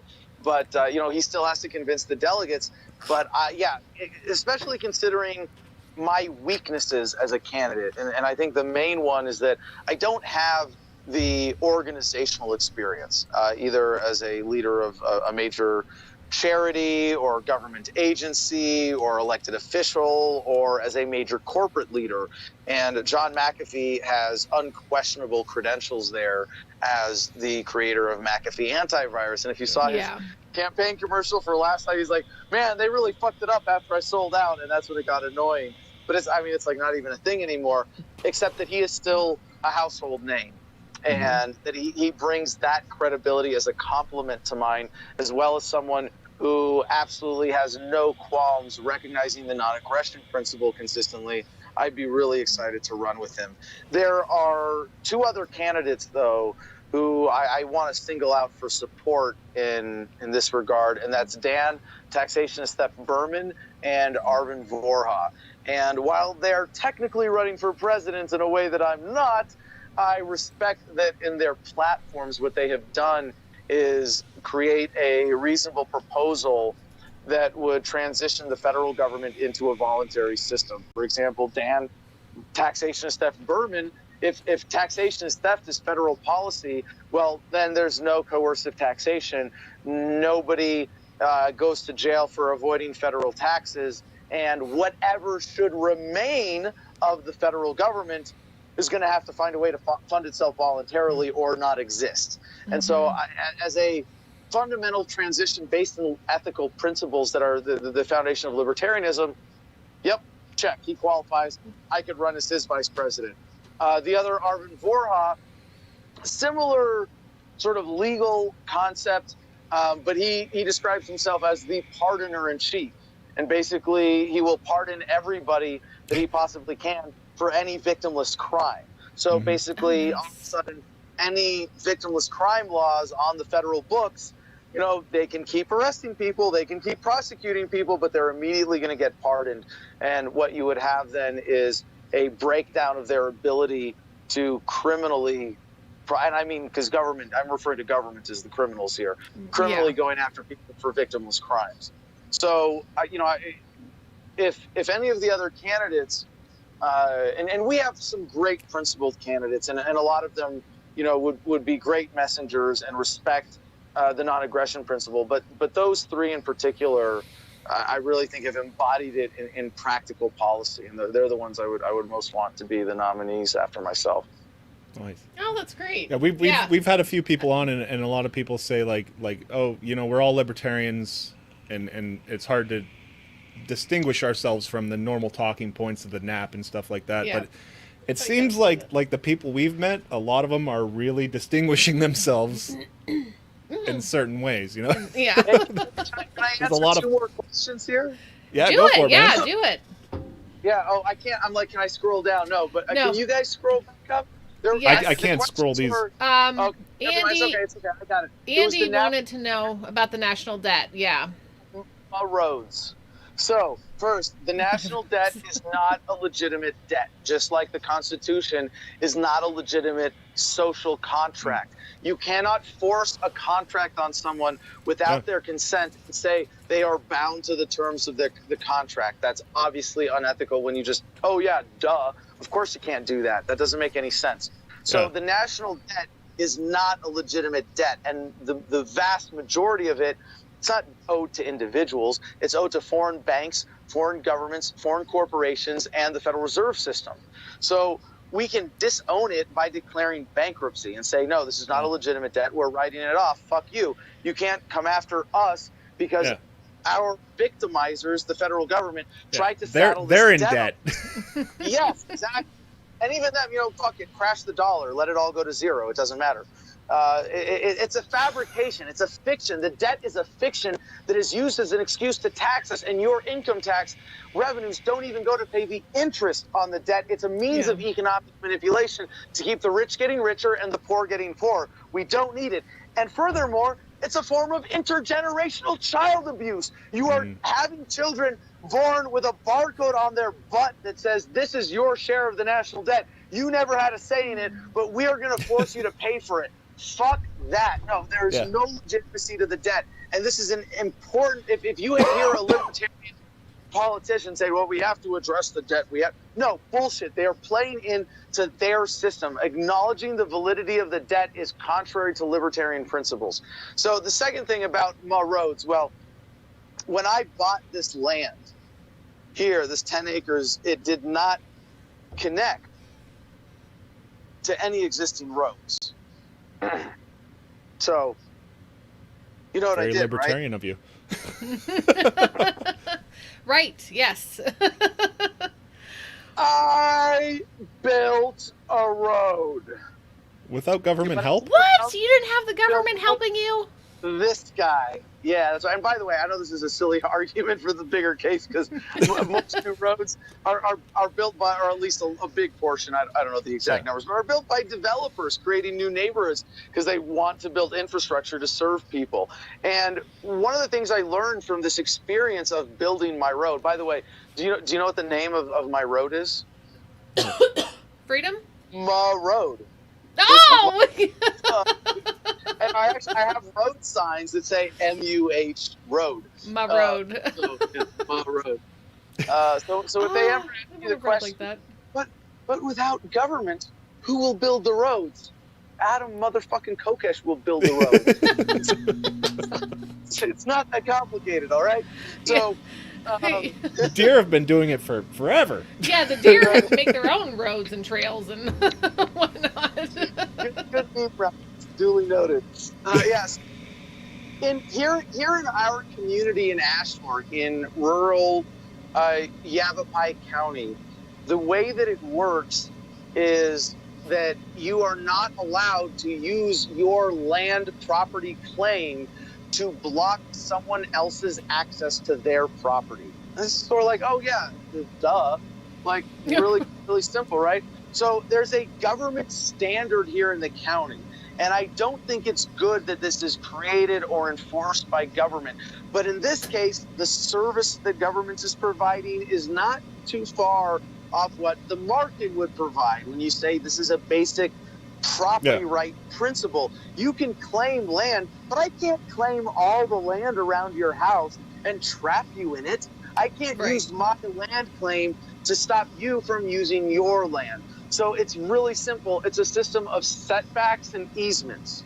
So I am not allowed by county law to build within 30 feet of the edge of my property on 2 of the edges. So I have setbacks where I own that property, I can use it, I can do whatever I want with it, but I can't block someone who owns land past mine from creating at least a road, a passageway, if not just like a road, a dirt trail, right? Where they can at least get past my property to access theirs. So they have an easement, a right of way where they are able to, through my setback, they are able to use my property. And this is a basic concept of land ownership that it should be common knowledge. They don't teach this in elementary schools or middle schools. They don't, just like they don't teach civics. You know, they don't teach economics because like they don't want you to know this stuff. But you know, the who will build the roads question. Oh, thank you very much, dear. I've got dinner delivered already. Amazing life here, Garden of Freedom. Thank you, Helen. Helen Yeaple also with Can of Wheat Talk 420. Yes, and like I said, unfortunately, my wife is out dealing with logistics, getting our pastor home. She had to drive him to Albuquerque to catch a flight. Yeah. Oh, wow. Interesting logistics with the airlines right now as well. I'm sure. So when people ask this question, you know, who will build the roads, they're really not asking who's going to build them. Mm-hmm. They're really asking, how do we manage shared property? How do we manage shared infrastructure?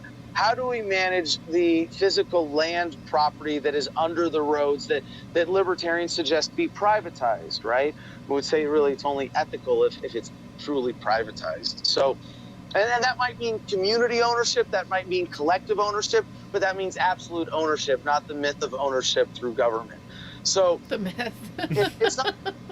It's not hard, like to figure these things out, you know, and I can just point this out in any debate in a way that, you know, nobody and I hope anybody, you know, who knows my story can tell this story, be like, hey, you build a road, you do the setbacks and easements, and this is how they do it in Furwood Ranch in Yavapai County, Arizona. But it is nice to be able to tell people from experience, yeah, there was not a road here, I needed one, I built one.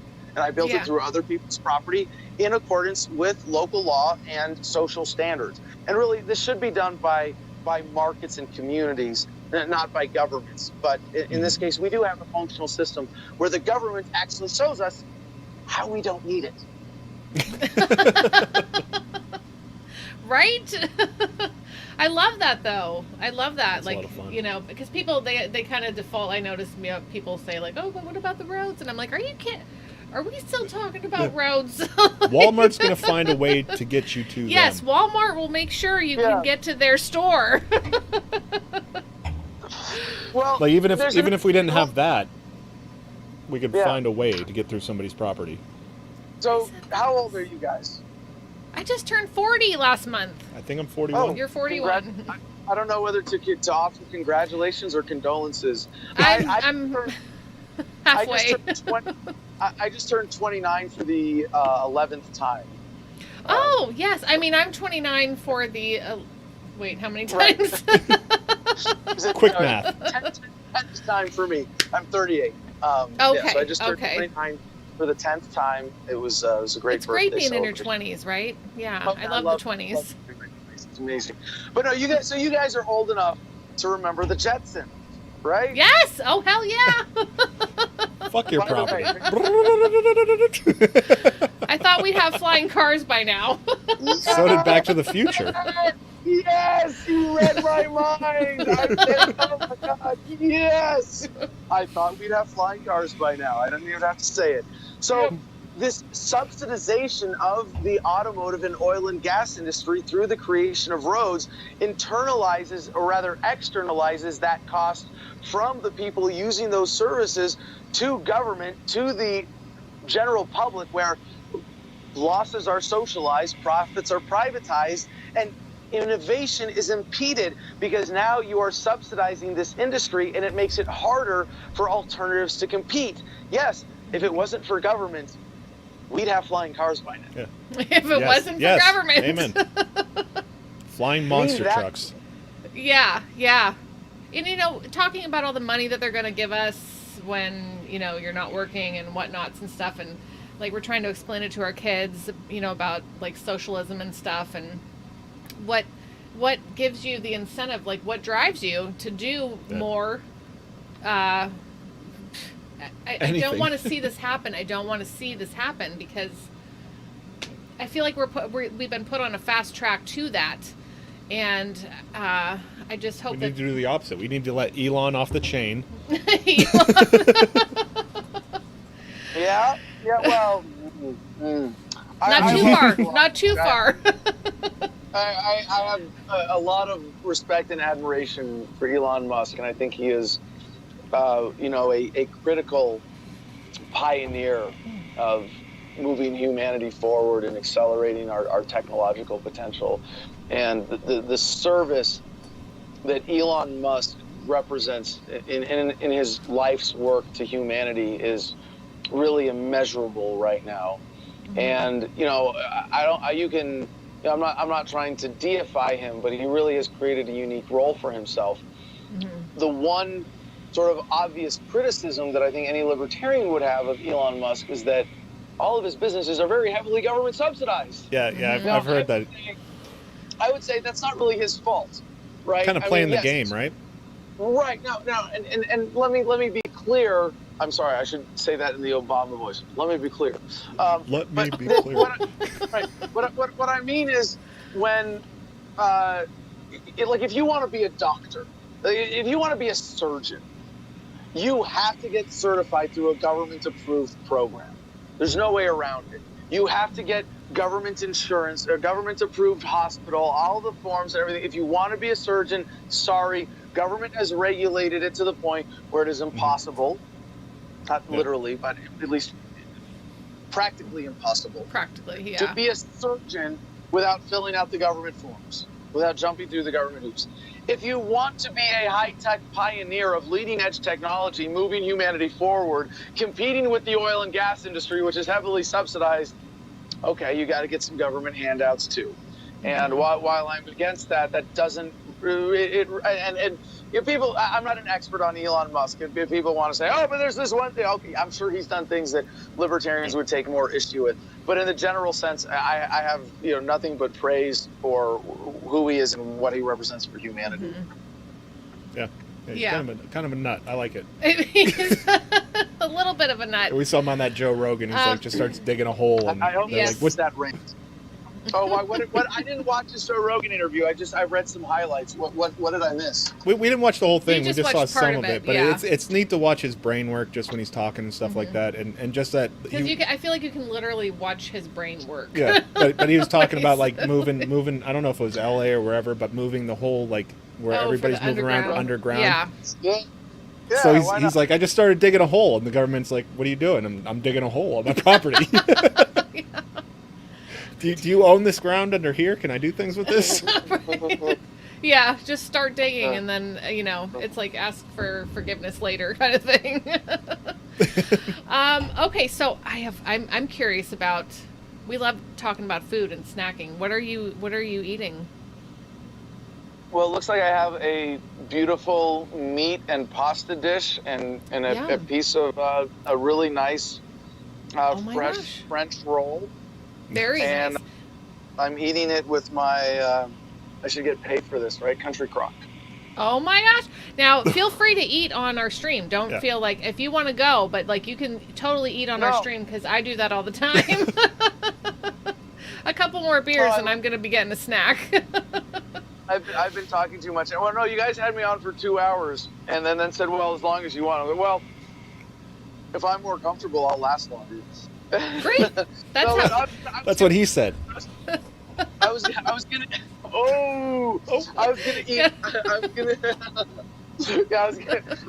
eat afterwards, but my food got delivered here, so rather than let it go cold, we'll just keep up this fun, casual environment for the conversation. That's how we like to roll. We just like to get to know people and chat with them. So. Now, intellectual property was a question that somebody brought up, and it's a lot of people, one way or the. I don't think there's any middle ground for this. I could be wrong, but what are your thoughts on intellectual property? It hurts property? people when they say, I thought of something and then somebody just copied it and took all of my credit.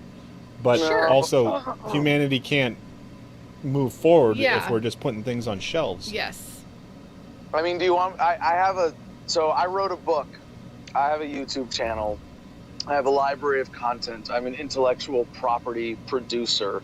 And I think the entire concept is a racket. It is contrary to basic ethical principles to use the force of government or any kind of force to impede the free flow of ideas voluntarily by people through their own actual physical property.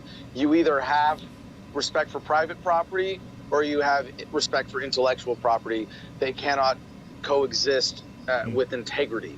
And here's the middle ground on this that I will endorse, which is that intellectual property could be a voluntary metaphor to agreements or contracts. For example, if you and I were writing a book together and we referred to the intellectual property of our book to be handled a certain way, but it's voluntary by our engagement in the contract, you can use the concept, the construct of intellectual property, but in any ethical system, you have to say that it is a tier distinctly below real physical property, because real physical property is freedom based on self-ownership. And if you're denying physical property, you're denying self-ownership. You're denying the fact that I, as an independent consciousness in my own body, I own myself. I never thought of it that way. I like it. Yeah. I'm going to have to. Yeah, because you can't enforce IP without some kind of Yeah. overbearing. Exactly. I had a little struggle with the IP for a bit, but A lot of It was like I could say it was kind of like the last issue for me yeah, as a libertarian to wrap my head around. It is a hard one because it is. they don't teach you these things in school anymore, right? They don't want you to have this distinction or this ability to think for yourself. And we are generally inundated with the propaganda of intellectual property from the profiteers from this racket. And every time you study this, and you go, holy shit, this has been so destructive. This has held humanity back. I mean, every song used to be a folk song. Remember when, like, before the internet really destroyed the record industry, people used to bitch, oh my God, the music on the radio sucks. It's all blah, blah, blah, commercialized crap. Well, it's because of intellectual property. It's because of how that corporatized and centralized economic power unnaturally by these monopoly privileges over music or notes or arrangements or whatever that they were able to apply as intellectual property to stop other people from using that music, from using those ideas. Then you go to patents and innovation and the internet and then corporatism. Why do we have social media giants? Why do we have Amazon? Why do we have this corporatism? It's because intellectual property is the biggest impediment to free competition. And it's absolutely critical for economic development and efficiency that the person who is the best at developing something is recognized as not necessarily the person who's best at producing it, and that you have competition in that, and that you have a market that is naturally oriented towards, rather than defending or keeping us stuck with the last idea, incentivizing the development of the next idea for greater efficiency and effectiveness. You smoke more pot. Coronavirus. Your Rona's acting up. Hillary Clinton. I ever been suicidal? I have no information on anything. No information on the Clintons. And then you look at drugs. You look at prescription drugs. You look at Monsanto, and they're trying to use intellectual property as the racket to patent genes. Holy shit! When you really take the full measure of how the intellectual property racket has held back humanity, you could measure it in the millions of lives, not just in quality of life, of literature and art and music, but actually in terms of medicine and technology and quality of life, basic shit. The intellectual property racket has cost humanity millions of lives. Yeah, I think definitely. you can.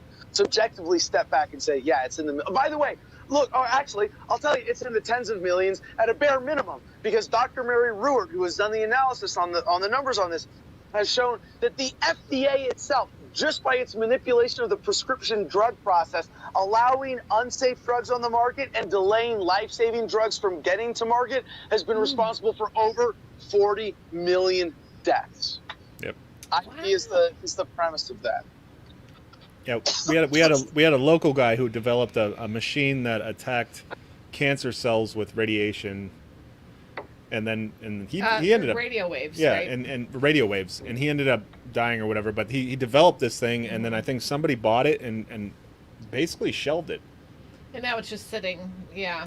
It's like this thing that could have worked, but evidently there Who was killed the some. electric car? Ooh. Have you guys? It's a documentary. Who killed the electric car? Really good one. Obviously the oil industry. Obviously, the oil industry. The auto industry. They weren't. It's yeah. If it wasn't for government, we'd have flying fucking cars by now. Yep. Right? Flying. Yeah, big monster trucks with smoke and fire and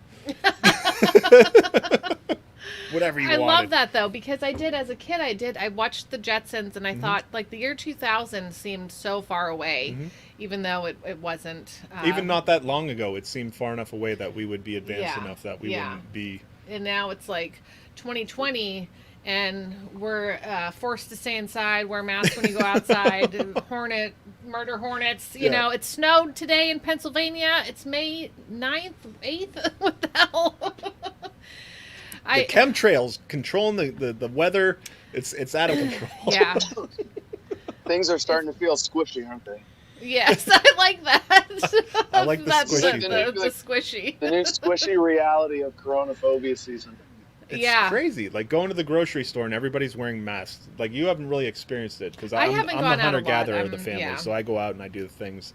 And I'm I in don't this like new to go world. grocery shopping anyway. When I go to the grocery store, I like to have no kids with me, and I like to just browse, and then get what I need. I still do it, but I have to wear a mask But- and everybody else is, and it's just weird. I'm not gonna go now and like feel awkward and uncomfortable and not talk to people. Like, I went to pick up food. Well, now you just don't talk to people because you have a mask. Yeah, on. I I went don't to- even know if you're scowling or smiling. It's cool. Well, I try to Yeah. smile. Can you see that I'm smiling? Make us separated. Make us fear each other. Yeah, I mean, there are a lot. It's very deliberate. Haven't they always been trying to divide us Divide, anyway? And Of course. now this is definitely keeping us apart. But also, It's hard to really like emotionally interact with your neighbor yeah. when it's And Love it's you, a good night. it's a young old divide now. it is. Because I'm trying to kill them. Yeah. I'm trying to kill the old What? people because I don't want to wear masks. Oh yeah, if you're worried about the economy, then you might as well kill all the old people yourself. It's pretty much. Yeah. It's a sad time. Ryan Seifert still here, and he asked earlier. He wanted to know if you skateboard. Do you do any skateboarding? No, I used to snowboard. Oh, that's fun. And I mean, I've like piddled around skateboarding, but never seriously. Yeah. Do you like crazy hard. I mean, okay, so you did an outdoor cold activity. Like, I don't love the snow. I hate the snow. But do you Which enjoy? is weird for where you live. I know. I live in where it's winter a lot. Do you have a favorite season, or do you just embrace? I feel like you're going to embrace every season. I know you're going to say it. Go ahead and say it. Phrase No. that. Well, I'll start by quoting one of my favorite comedians, Daniel Tosh, who makes fun of people. Like I also like to make fun of people who are from colder climes, and he says like, yeah, I live in LA, and someone's just like, well, I live in Minnesota because I like seasons, and he says, well, yeah. I like seasons too. That's why I moved somewhere where we skip all the shitty ones. we are mostly shitty ones. Oh, it's a lot of shit. So here in Juniper Wood Ranch, we have a Mediterranean climate. We are considered a high desert forest by some people, but it's not a forest. The cutoff for forest is 10 inches. We get 12 and a half inches of rain per year here, and I have enough trees on my property to have tree privacy. So don't you dare call this a desert. But it's Looks yeah, kind of like, deserty. No. I cleared this area. That's why it's like it's all It's all Oh, dusty okay. here, but most of the area around me and most of my property is sort of lightly wooded. Nice. Junipers. We've got Rocky Mountain and Utah junipers out here. I love these trees. I love my survivor trees. Those survivor trees, by the way, are all over the property because in the Really? 50s and 60s, when they started running cattle out here, they thought that as an invasive species, the junipers were bad for the grass. And so instead of actually even having the respect to harvest them, they cable dragged wide areas here. And they took Oh, that's like two sad. bulldozers Oh, with a steel cable in between and just knocked down the trees. And so, there are native artifacts, on the ground around this area because from about 800 to 1200 years ago, we had the Yavapai tribe and a few others in this area, and there were no trees back then. So the trees have only been here in this area at all for a few hundred years. And what's just so hilariously, ironically arrogant is that the humans who came here 60 years ago were saying that the trees that came here 600 years ago are the invasive species, and they have to make way for this other invasive species, the American beef cow. And it really was a kind of environmental tragedy here, I think, because it wasn't an invasive species. It was a young forest in development. It was the development of a more rich and complex ecosystem. And so it's kind of like a young forest in recovery. It's Yeah. experience that. What was I talking about before Do the you- trees? it doesn't I don't matter. know, but can you post a picture of the tree that's outside of your home that is your favorite Yeah. tree? Because I would love to Yeah, people are like, where are the roots? Like, I want to download that, put it on my phone, so it's like what I see. it's 'cause, very like, inspirational. it is very inspirational. Yeah, it's a little tricky to photograph. I've got some good pictures. I think there's one on our Instagram, but I would ask everybody. And by the way, if you're going to use Instagram, I use it to connect with people who I really want to connect with, like my family members. Yeah. There are a few artists I follow, and I get alerts for them. So it's purely, I don't scroll and browse and see the ads because I don't let them control my feed or censor stuff for me. If it's people I'm Good really for you. I'll do it occasionally. I'll go through my feed for fun every now and then. But like anytime anybody in my family posts a photo, I see it like a text alert, and That's my nice. favorite posters there. And so I think just as that, it's a great service. Why not use it? Of course, it's Facebook and it's corrupt and it's shitty advertising. If you use it, thoughtlessly or get carried away with it, all social media can be bad. But if you follow I have two new accounts, one for the Garden of Freedom and one for Big Igloo Geodesics. And you can find them just from searching that, the Garden of Freedom and Big Igloo Geodesics on Instagram. Excuse me.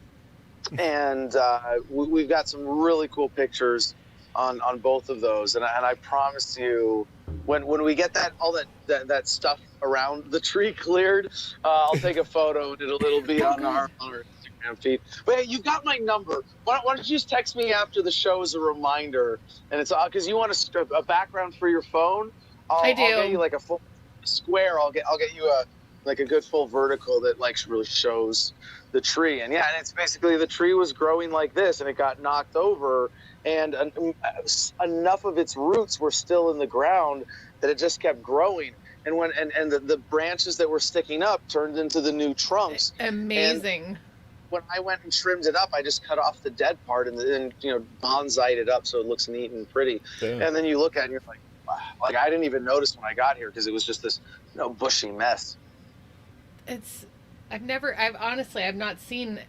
We probably that. have it, but we live in Penn's Woods, so that just gets overshadowed just- by all the other trees. Yeah, if a tree falls in the All woods, the other trees eat it. all the other trees. Yeah, it's there's a lot of trees around here, in Pennsylvania. So, are you a gamer? Do you do any kind of gaming? Not that you have time.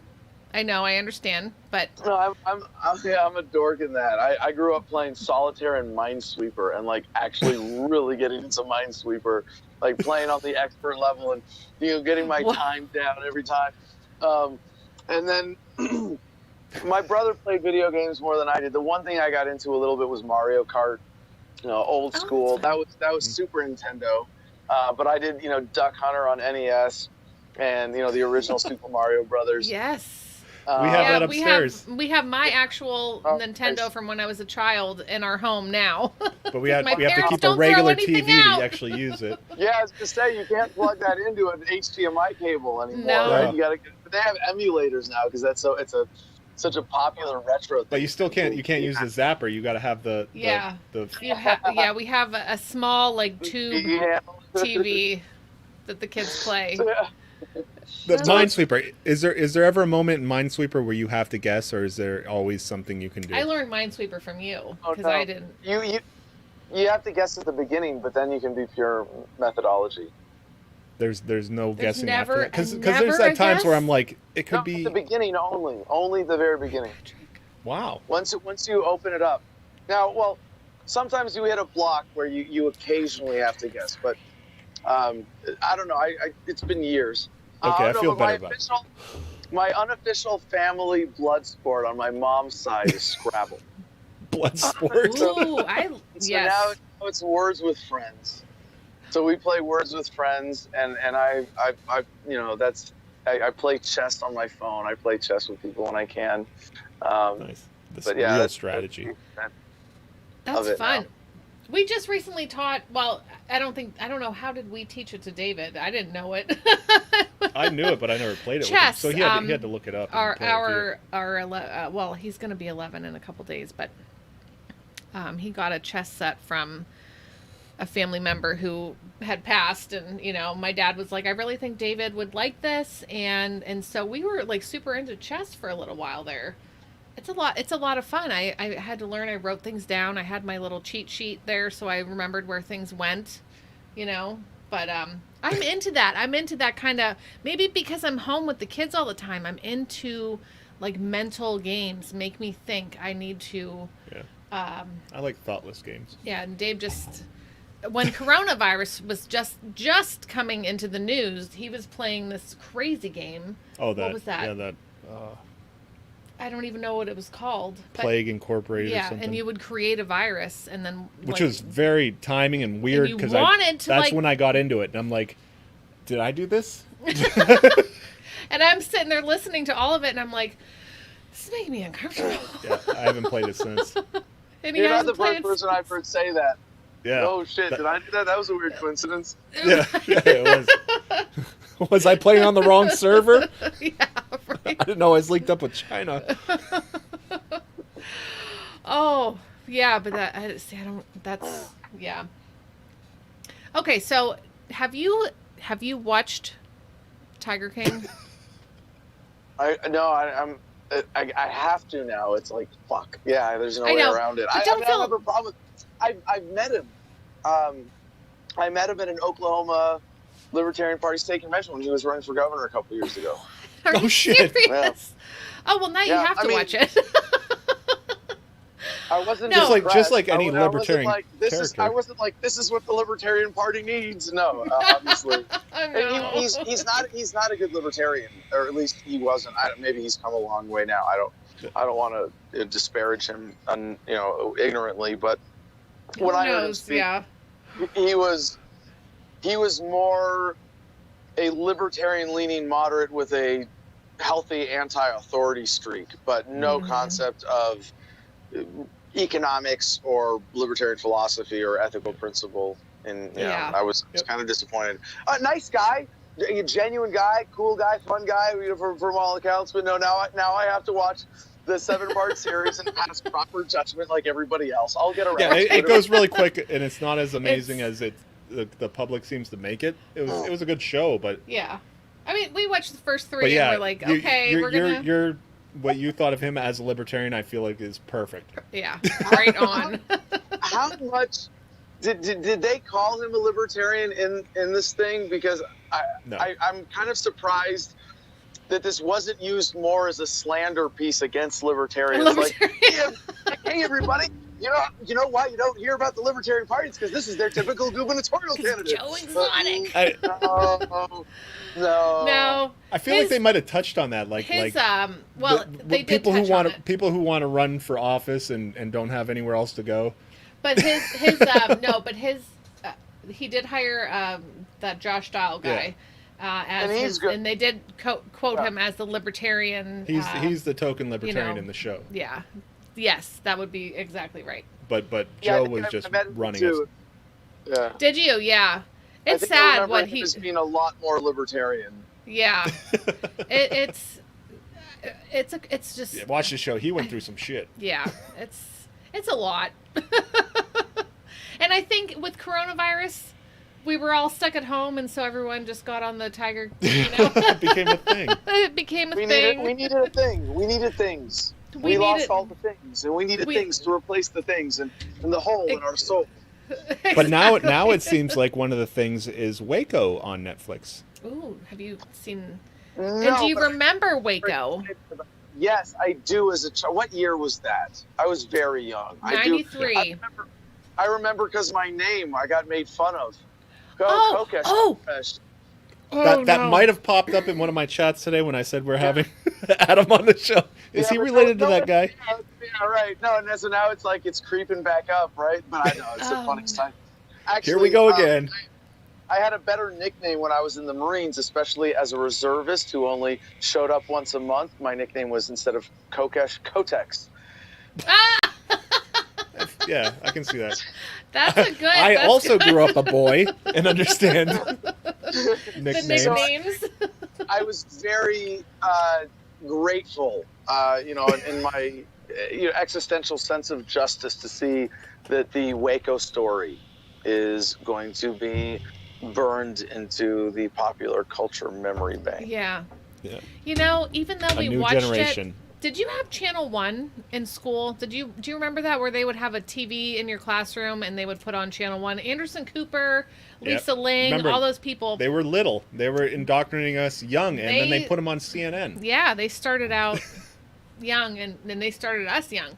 And we would watch the news every morning in homeroom. Yep. And that was, the Waco thing was huge when I was in 7th grade. It was like, and I remember it, but I don't. I just remember.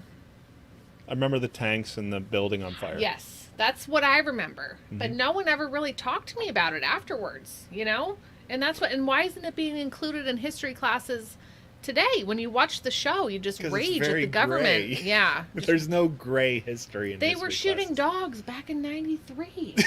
What the hell? So sad. So sad. I'm sure before then, but. They shot the dogs first. That's what happened. Sorry. Spoiler alert. Yeah. No, I've gone back and read the Wikipedia article of Waco, a couple times in the last 10 years of my activism, referencing it, but I'm by no means an expert. And that one I'm actually more looking forward to watching, to really, have the story and that narrative burned into my memory, because it is a great example of the evil that government is capable of.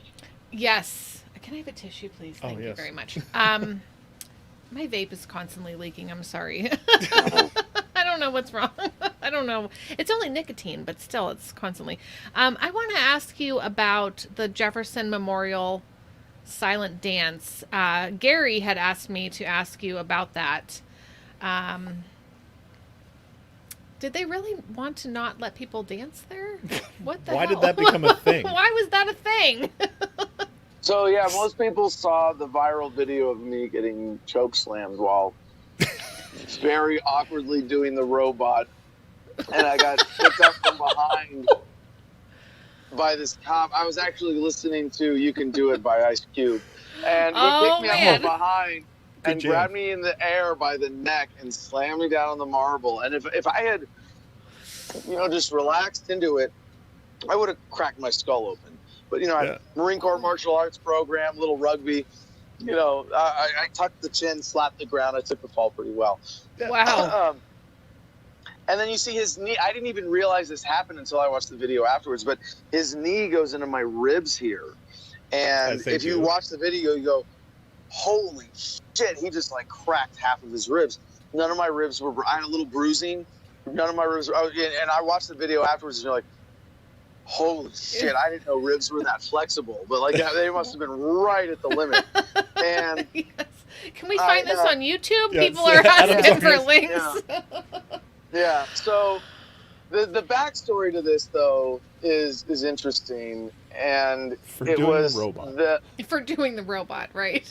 yeah, it was a flash mob, a group of libertarians, 18 of them, in 2008, went to the Jefferson Monument at midnight to celebrate his birthday with a silent dance party. And by the way, it is delicious to note that the trend of flash mobs came and went so quickly.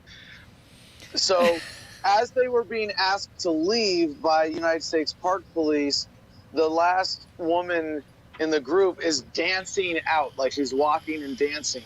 And the officer grabs her and arrests her. And of course, there's an appeal. And 3 years later, in 2011, when I was in D.C. with Adam versus the Man as the TV show on Russia Today, the decision came down from the judge upholding the arrest, saying that it was not sufficiently reverent enough for the Jefferson Monument. As in, you must bow down to the our God deities. of government.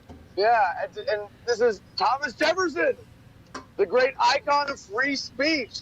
And I only found this out afterwards, but he was also known as the dancing president.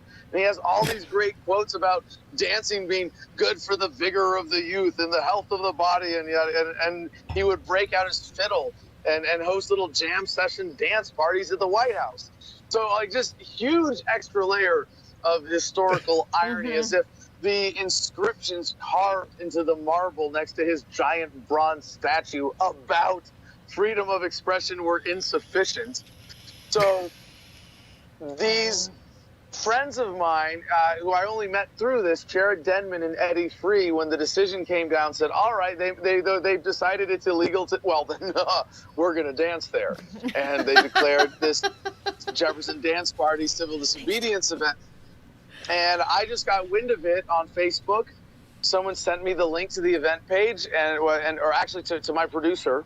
I had a staff for the TV show back then that was a really great team, and they found this event and got it to my attention. I was like, yeah, let's do this. And so I promoted it on the TV show, and I went and interviewed them, and then I went and did it and kind of stole the show by being the guy who just got the worst police brutality out of it. And we went back a week later. The video went viral, so we said, all right, well, we're going back the next week. And we did. And we went back, and we had several thousand people there, even though they closed the monument. Yep, that's it.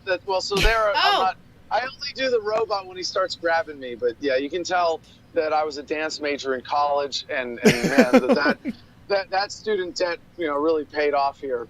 So I cannot even believe that they are arresting people for dancing. What the hell? There's so much They should be more arrested to this for how they're fun story.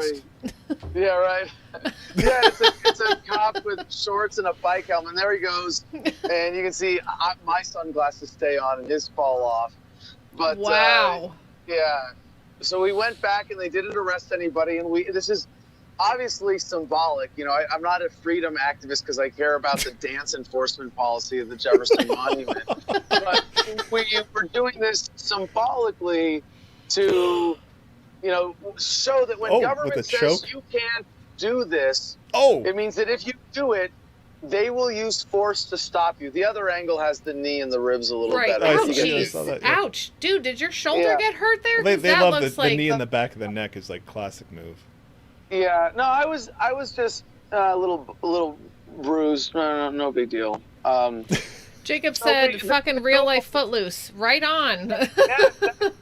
So the objective there was not to change the dance policy at the Jefferson Monument, although we did succeed in that. And if you go there now as a tour, people send me videos to this day like, hey, we're at the Jefferson Monument. Check out this selfie video of us dancing. And it's like, you know, I post them on Instagram usually. Yeah. So you can dance now. But our purpose in this was to reveal the violent nature of government.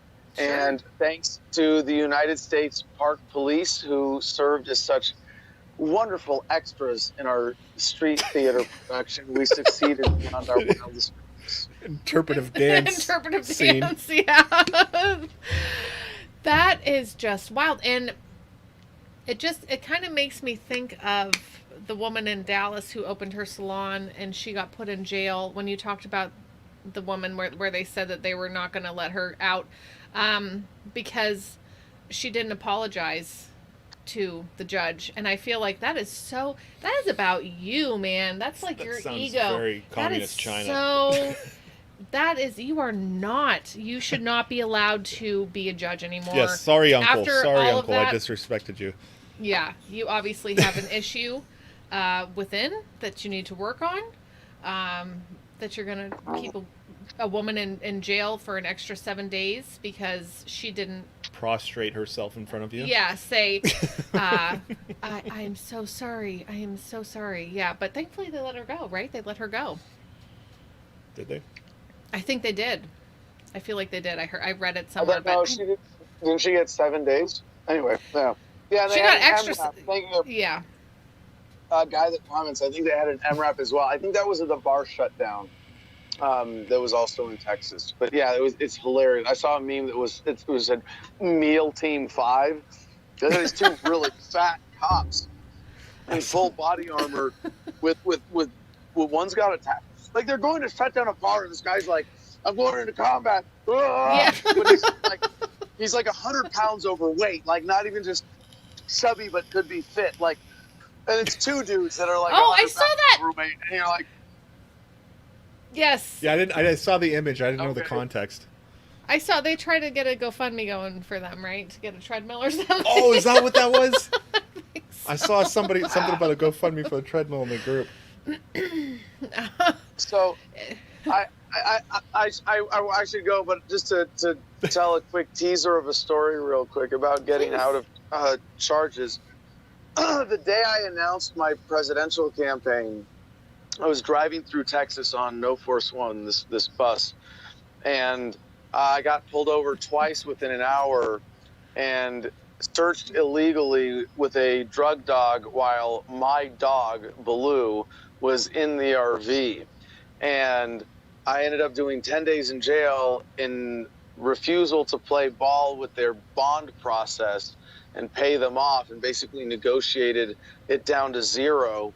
And then played the religious defense card, and I beat 4 felonies and a misdemeanor drug charges in Texas all the way down to a $180 fine. Holy crap.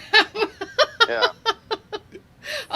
Felonies are hard to get down to fines. $180. That's it. Pre-trial diversion, not even probation. Yeah. Wow. Yeah. Why were they pulled? Because I was patient.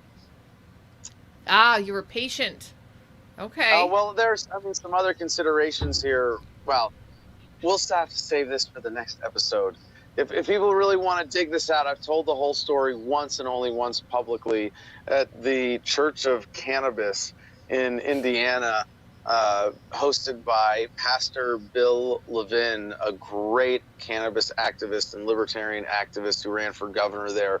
So if you really want to dig that out, if you want to get into the hidden Kokesh archives, you can find we're going to rip and put it on my channel soon and publish it with the document so that people can use the defense that I used. It was, to whom it may concern, I assert my religious freedom under the Religious Freedom Restoration Act of 1995 and all this legal precedent, and I assert my right to privacy, so you can't ask, but I meet all the criteria because you've laid out these criteria in all these cases where you've denied people, and so I went through this 2-year it's a fun story. Wow. So if anybody wants to dig that, Adam Kokesh at the Church of Cannabis in Indiana with Bill Levin, Levin, and maybe you and I can go over this story next time I'm on. We be would great. love to have Yeah. you back. We could talk Absolutely. for another yeah. couple hours. It'd be I'm great. sorry that your dinner got cold. Please come back and hang out with us and share more. I mean, I like eating slowly, and I mean, I finished a clean plate club. Oh, I just good. Good job. Good job, Adam. Good job. Spread to eat here. Nice. Oh, thank you so much for hanging out with us and sharing where you are and the beauty around you. It's nice to see scenery. I really want a picture of that tree. So we're going to hit you up for that so I can put it on my phone and look at it every day. It'll give me hope. Yeah. And your book. Okay. Now you go ahead and swallow your food, but any links, any kind of social media that you want to share that people can find you, and your book. Well, this camera or this camera. Yeah. I should be a responsible author / activist if I'm going to be worth my salt in any more interviews and have an actual copy of the physical book within reach of my on your host bookshelf. seat. So here it is. Yeah, I love holding a book. I love books. Where are we? All right, there we go. So this is the book, Freedom. You might recognize it from my tattoo. From your back. And it is free in every digital format possible, including audiobook at thefreedomline.com. Oh. And we're at kind of a weird transition with merchandise right now. I think you can still get physical copies through Amazon. We have a few with our Amazon account that you can get there very cheap. Every time we sell these, we do it as close to at cost as we possibly can. And this particular edition has a mailing portion on it because it is part of our print run from the Big Easy Book Bomb when we delivered by direct mail 200,000 copies of this book with our sponsor notes on the inside to every single mailbox in New Orleans. 204,000 something copies. And we get these very cheap from China, of all places. And by the way, my printer in China, as soon as this shit hit, was like, hey, do you want to buy some N95 masks? We've got tons of them here. And it's like, the whole shortage on the masks. I mean, it's just one little wrinkle in this thing where you go, no, that's not a thing. That's not a thing. That's not a thing. Like, no, that's not. No, it's not a thing. You're lying. Stop it. So, I don't know if we could get these books printed or imported again, but our printer could thinks that they can ship us masks. And so when we did the 200,000 print run, we got these for 29 cents each. And we could get 10,000 copies for 40 cents each. So I'd love if someone wants to sponsor a print run for $4,000, we could put whatever you want on the inside cover. Or, I mean, the whole thing's open source, right? I made my position on intellectual property abundantly clear. Yes. And it's covered in the Print it book. yourself. So, yeah, right. And it says in the book, if you can put your name, like my name's not on the cover. It says in the book, if you can put your name on the cover and sell more copies, do it. Get it. I don't care. Get it out there. And one of the things I'll point out that's on the back cover, this book comes with a government warning. Oh my gosh. Because we sent this book to someone in a federal prison and it got rejected. And on U.S. Department of Justice letterhead, it said, quote, "This publication contains information which poses a threat to the security, good order, or discipline of the institution." And they're supposed to cite what part of the text. There's nothing in here about weapons or bombs or anything violent or explosives. It's how to free your mind. And that's what is the threat to the institution. And instead of having to highlight a part like this page and this, it just says entire publication. The whole thing. Wow. That's as good of an endorsement as I could ever hope for, other than my wife to 5 be stars. getting the logo tattooed across the back of her neck. Yes. So. Oh my gosh. With that, Wow. I'll say, please, everybody, check me out. thefreedomline.com. I'm doing Adam versus the Man live 5 days a week now, Monday through Friday. I think we've been doing an hour a day. I got to go to 2 hours. There's just too much news. Like I can't present to people for the way that I want to, the style that people enjoy from me, at least I think. Sure. In 1 hour. I mean, you and I, we can't even have a fun conversation in an hour. Where were we Yeah. an hour ago? I would still be hungry. Thank you for coming on. Please come back and hang out with us. We're gonna check out your show. Everybody, check out the book. Go get the book. Yeah. All super of easy. all of the media that he is on. Check him out. Adam Kokesh. Thank you so much for Easy to hanging find. out. Thank Have y'all. a wonderful evening. Congratulations too on getting married. Yay. Good night. Good night. That was a lot of fun. Oh my gosh. That was really like... It's weird hanging up on people like that. I know. I'm like, I can't talk to you during the rest Yeah. of this. How did 2.5 hours go by? Yeah, that was quick. So, yeah, so fast. So, I really have to pee. Yeah, me too. I really we bad. gotta end so, this anyways. well, no, you just talked to No, the we people. gotta end this. Dave! It's midnight, Maryland. Are we doing an after party? I don't know. Maybe. Okay. Let me pee, please, before we No. end it. Nope. Okay, guys, we're going to end the interview. We're going to end the whole show right here. Thanks for hanging out. Check us out, Liberty Late Night. Go to YouTube, go to Facebook. Click on all the bells and whistles and notification thingies that you need Find to us do. on Twitch, Mixer, Periscope, wherever He you has like a us. really good name, right? If you like what we're doing and you enjoy our content and you stick around for a little while, maybe check us out on Patreon, but take your time. Every Friday, we are live out in the wild on all the platforms: Twitch, Periscope, YouTube, Tuesday we're gonna be out in the Mixer, and Facebook. This coming Tuesday is a special edition of Liberty Late Night out in the wild. We're going to have the Pragmatic Libertarian come on and chat with us. like check Jacob out did. his Everybody like the show. stream right Yeah, now. like What the you're thinking of stream. it. Like it right now. Do all the things, because Leave the a like social if you are media, depressed.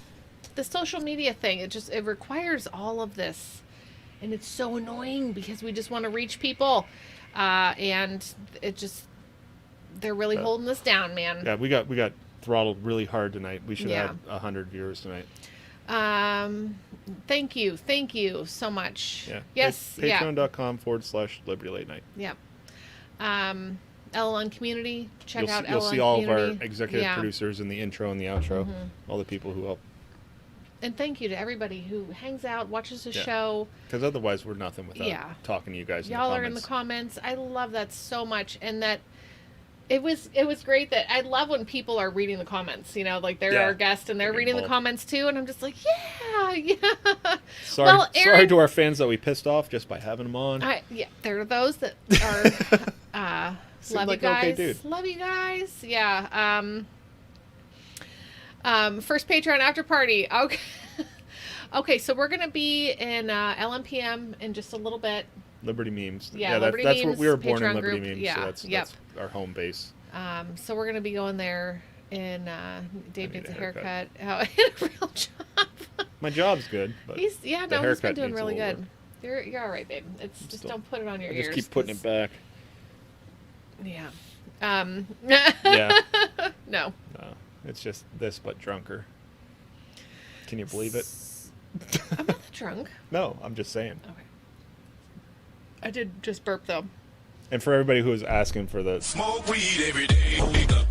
We should have played it. everybody's I kept forgetting. Like when he hits it, play the button. Yep.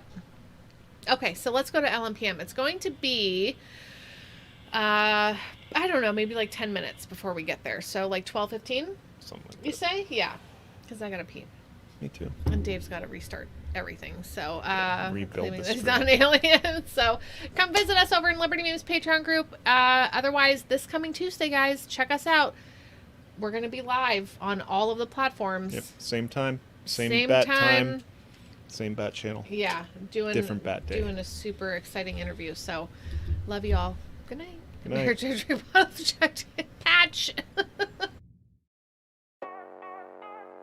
I don't like your T-Series. Nothing personal, kid. But I must go all out.